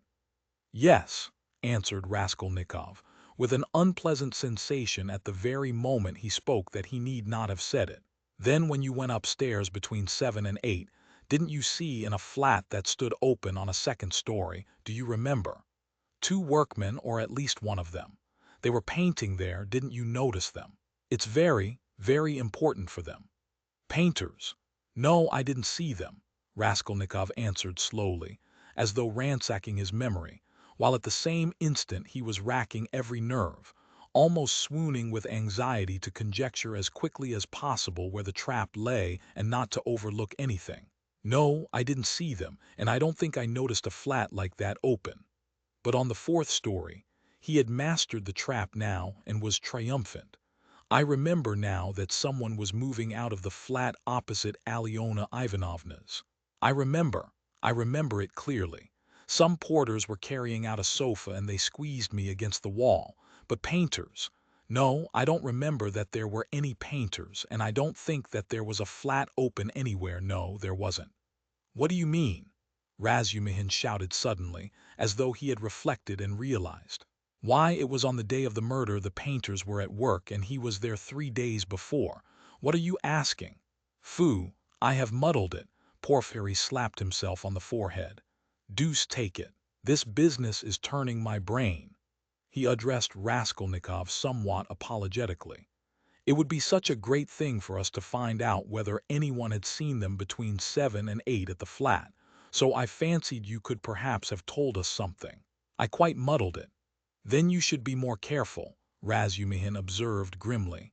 The last words were uttered in the passage. Porfiry Petrovitch saw them to the door with excessive politeness. They went out into the street gloomy and sullen, and for some steps they did not say a word. Raskolnikov drew a deep breath. Chapter 6. I don't believe it, I can't believe it, repeated Razumihin, trying in perplexity to refute Raskolnikov's arguments. They were by now approaching Bakaleyev's lodgings, where Pulcheria Alexandrovna and Dounia had been expecting them a long while. Razumihin kept stopping on the way in the heat of discussion, confused and excited by the very fact that they were for the first time speaking openly about it. Don't believe it, then, answered Raskolnikov with a cold, careless smile. You were noticing nothing as usual, but I was weighing every word. You are suspicious. That is why you weighed their words. H.M. Certainly I agree. Porfiry's tone was rather strange, and still more that wretch Zametov.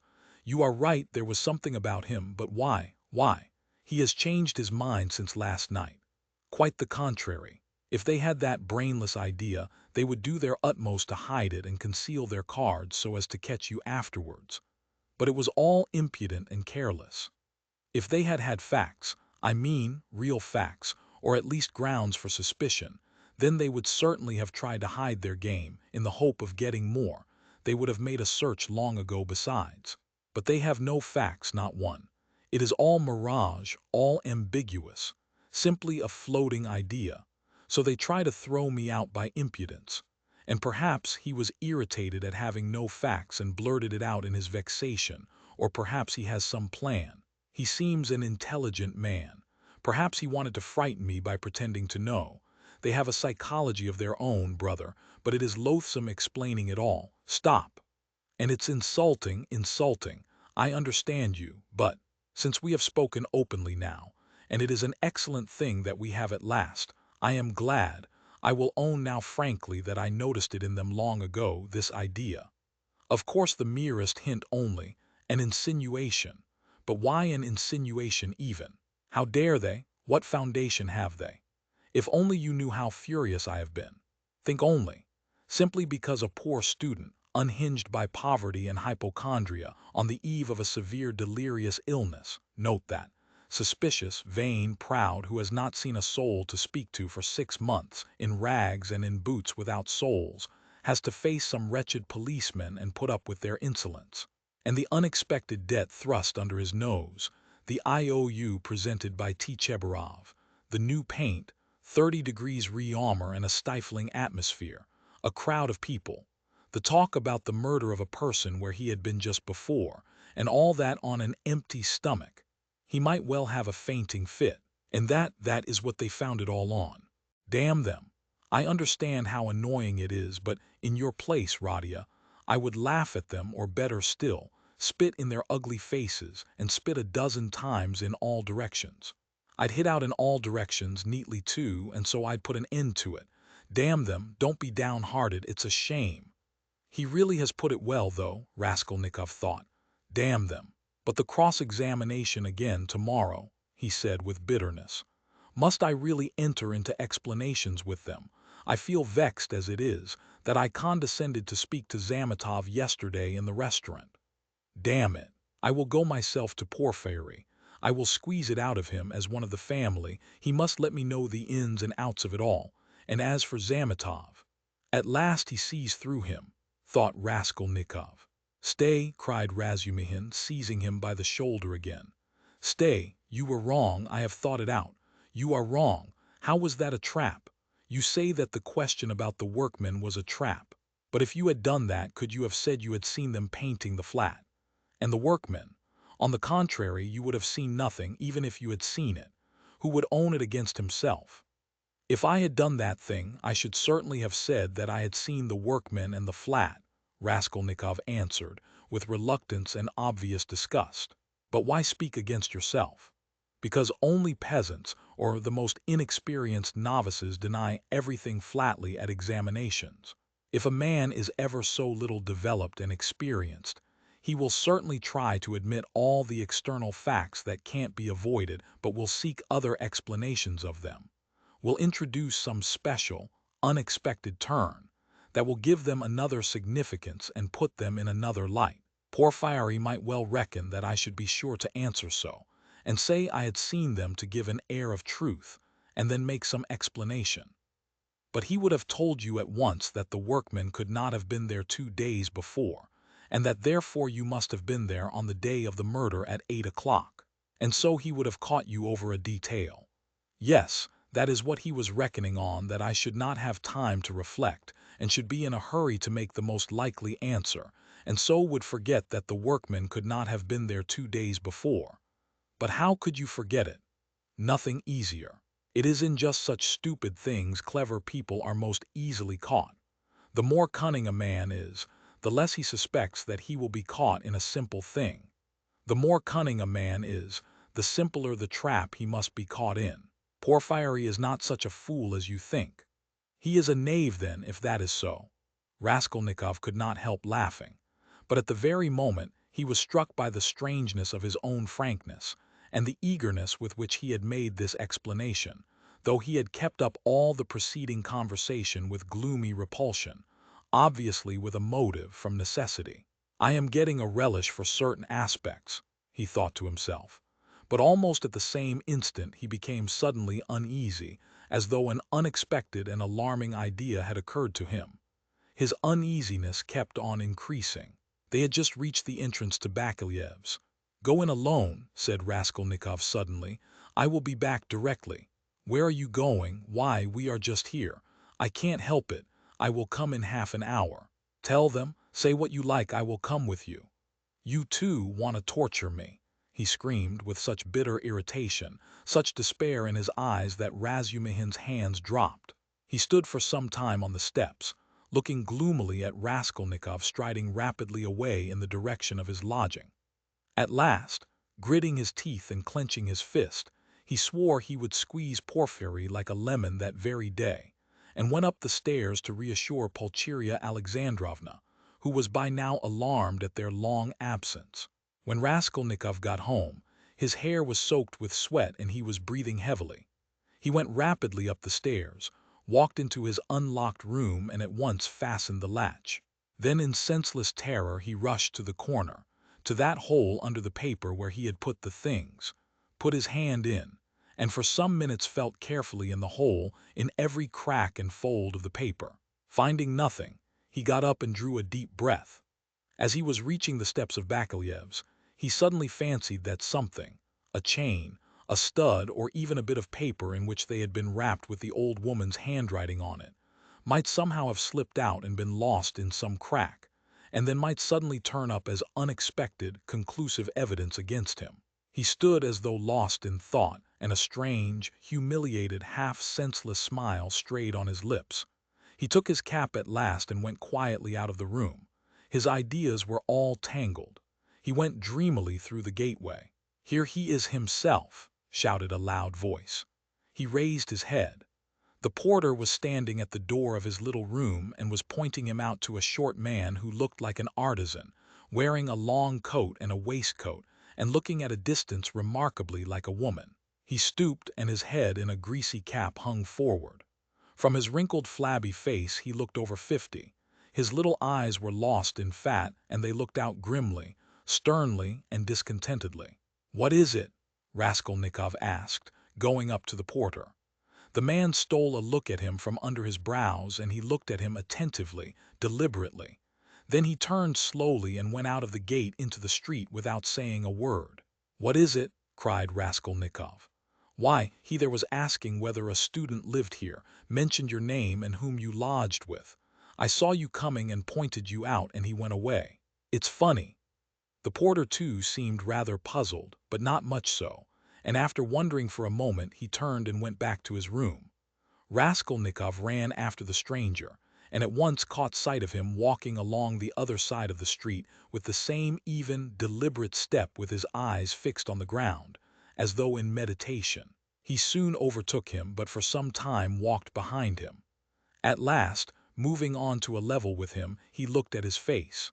The man noticed him at once, looked at him quickly, but dropped his eyes again. And so they walked for a minute side by side without uttering a word. "You were inquiring for me, of the porter," Raskolnikov said at last, but in a curiously quiet voice. The man made no answer, he didn't even look at him. Again they were both silent. "Why do you come and ask for me, and say nothing? What's the meaning of it?" Raskolnikov's voice broke, and he seemed unable to articulate the words clearly. The man raised his eyes this time and turned a gloomy, sinister look at Raskolnikov. "Murderer!" he said suddenly in a quiet but clear and distinct voice. Raskolnikov went on walking beside him. His legs felt suddenly weak. A cold shiver ran down his spine, and his heart seemed to stand still for a moment, then suddenly began throbbing as though it were set free. So they walked for about 100 paces, side by side in silence. The man did not look at him. "What do you mean? What is? Who is a murderer?"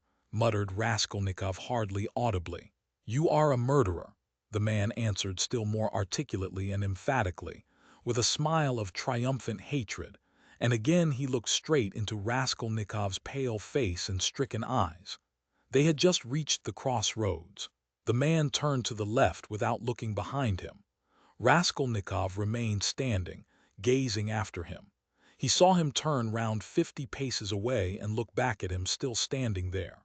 Raskolnikov could not see clearly, but he fancied that he was again smiling the same smile of cold hatred and triumph.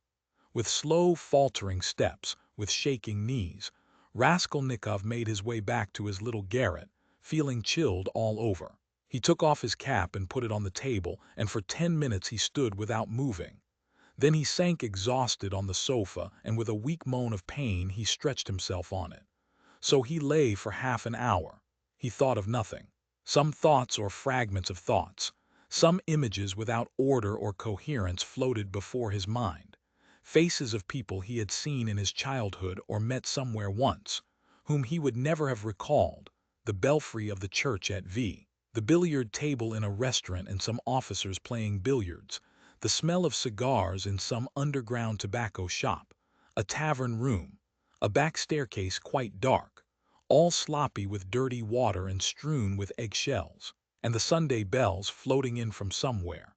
The images followed one another, whirling like a hurricane. Some of them he liked and tried to clutch at, but they faded, and all the while there was an oppression within him, but it was not overwhelming. Sometimes it was even pleasant.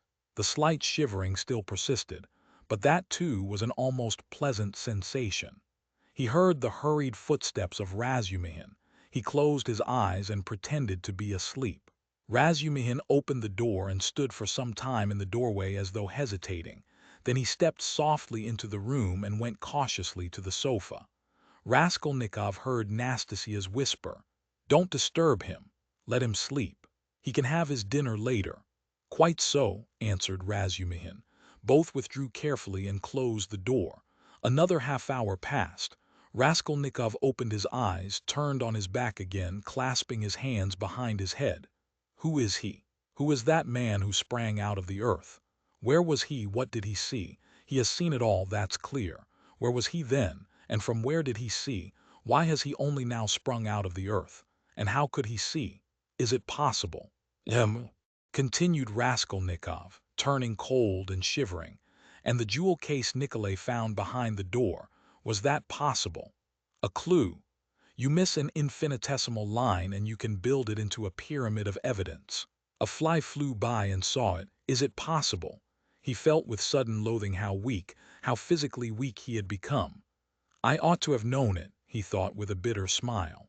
And how dared I, knowing myself, knowing how I should be, take up an axe and shed blood? I ought to have known beforehand. Ah, but I did know, he whispered in despair.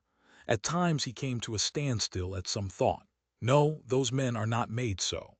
The real master to whom all is permitted storms Toulon, makes a massacre in Paris, forgets an army in Egypt, wastes 500,000 men in the Moscow expedition and gets off with a jest at Vilna.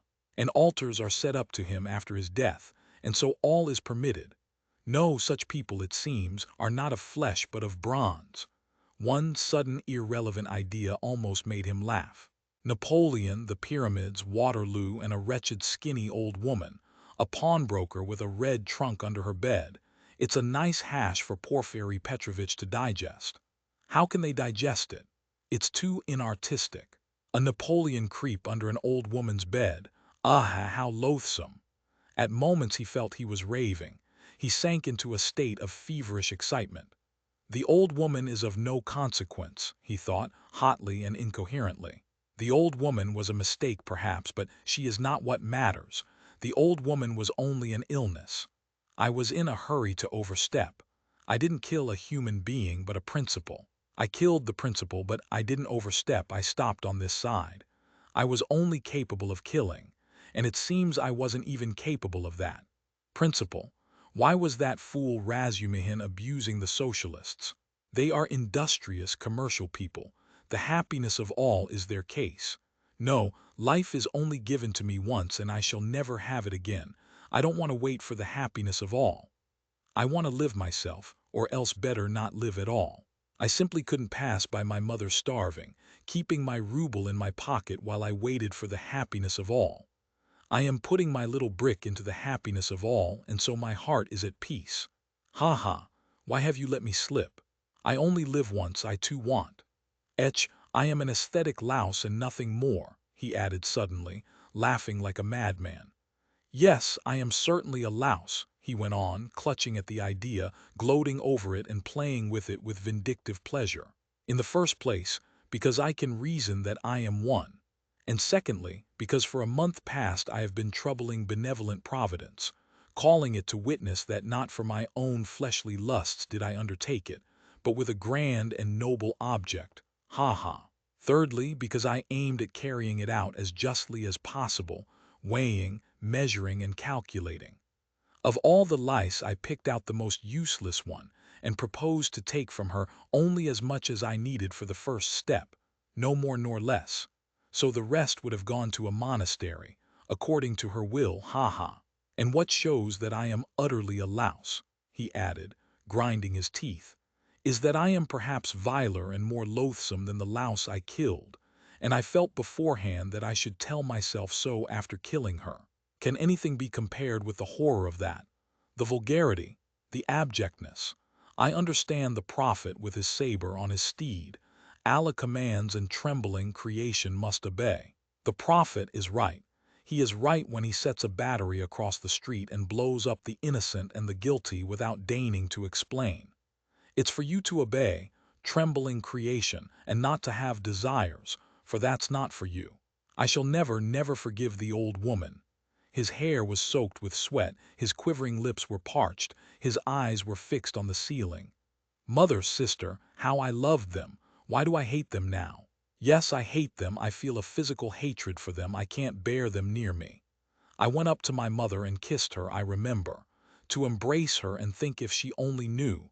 Shall I tell her then? That's just what I might do. She must be the same as I am, he added, straining himself to think, as it were struggling with delirium.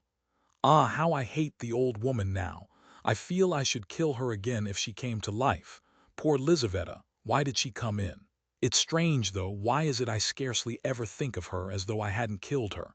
Lizaveta, Sonya, poor gentle things with gentle eyes. Dear women, why don't they weep? Why don't they moan? They give up everything. Their eyes are soft and gentle. Sonya, Sonya, gentle Sonya. He lost consciousness. It seemed strange to him that he didn't remember how he got into the street. It was late evening. The twilight had fallen, and the full moon was shining more and more brightly. But there was a peculiar breathlessness in the air. There were crowds of people in the street. Workmen and business people were making their way home. Other people had come out for a walk. There was a smell of mortar, dust, and stagnant water. Raskolnikov walked along, mournful and anxious. He was distinctly aware of having come out with a purpose, of having to do something in a hurry, but what it was he had forgotten. Suddenly he stood still and saw a man standing on the other side of the street, beckoning to him. He crossed over to him, but at once the man turned and walked away with his head hanging, as though he had made no sign to him. Stay, did he really beckon? Raskolnikov wondered, but he tried to overtake him. When he was within 10 paces he recognized him and was frightened. It was the same man with stooping shoulders in the long coat. Raskolnikov followed him at a distance. His heart was beating. They went down a turning. The man still did not look round. Does he know I am following him? Thought Raskolnikov. The man went into the gateway of a big house. Raskolnikov hastened to the gate and looked in to see whether he would look round and sign to him. In the courtyard, the man did turn round and again seemed to beckon him. Raskolnikov at once followed him into the yard, but the man was gone. He must have gone up the first staircase. Raskolnikov rushed after him. He heard slow, measured steps 2 flights above. The staircase seemed strangely familiar. He reached the window on the first floor. The moon shone through the panes with a melancholy and mysterious light. Then he reached the second floor. Bah! This is the flat where the painters were at work. But how was it he did not recognize it at once?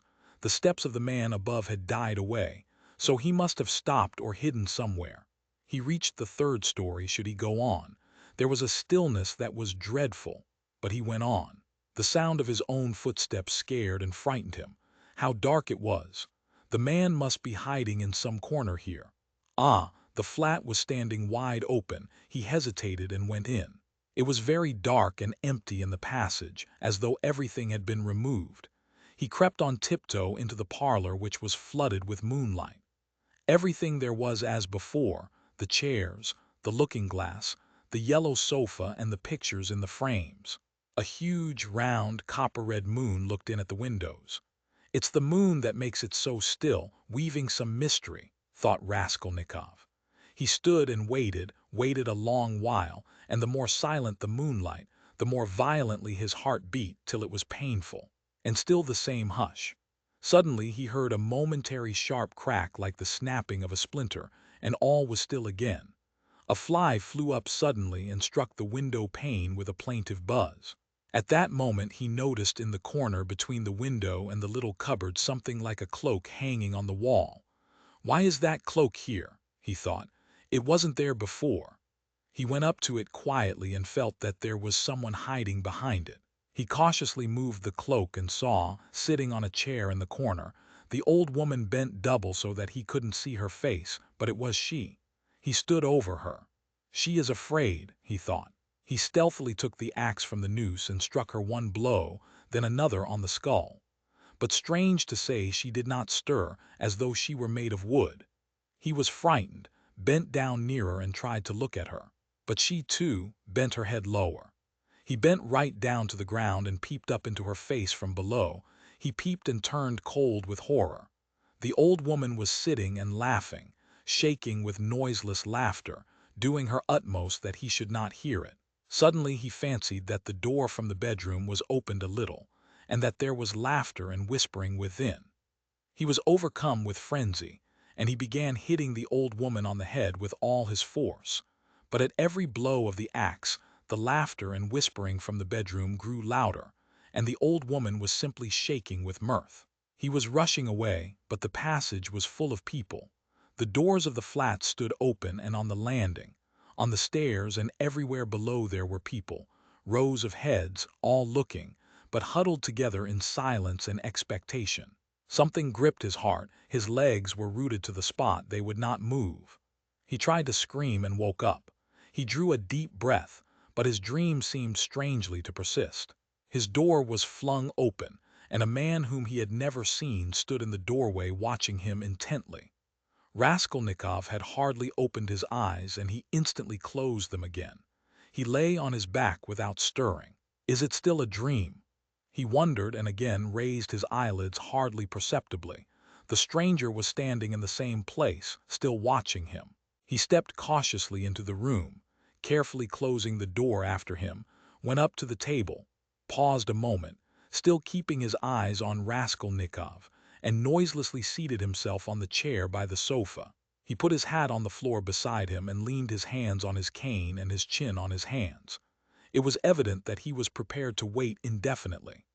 As far as Raskolnikov could make out from his stolen glances, he was a man no longer young, stout, with a full, fair, almost whitish beard. 10 minutes passed. It was still light but beginning to get dusk. There was complete stillness in the room. Not a sound came from the stairs. Only a big fly buzzed and fluttered against the window pane. It was unbearable at last. Raskolnikov suddenly got up and sat on the sofa. "Come, tell me what you want."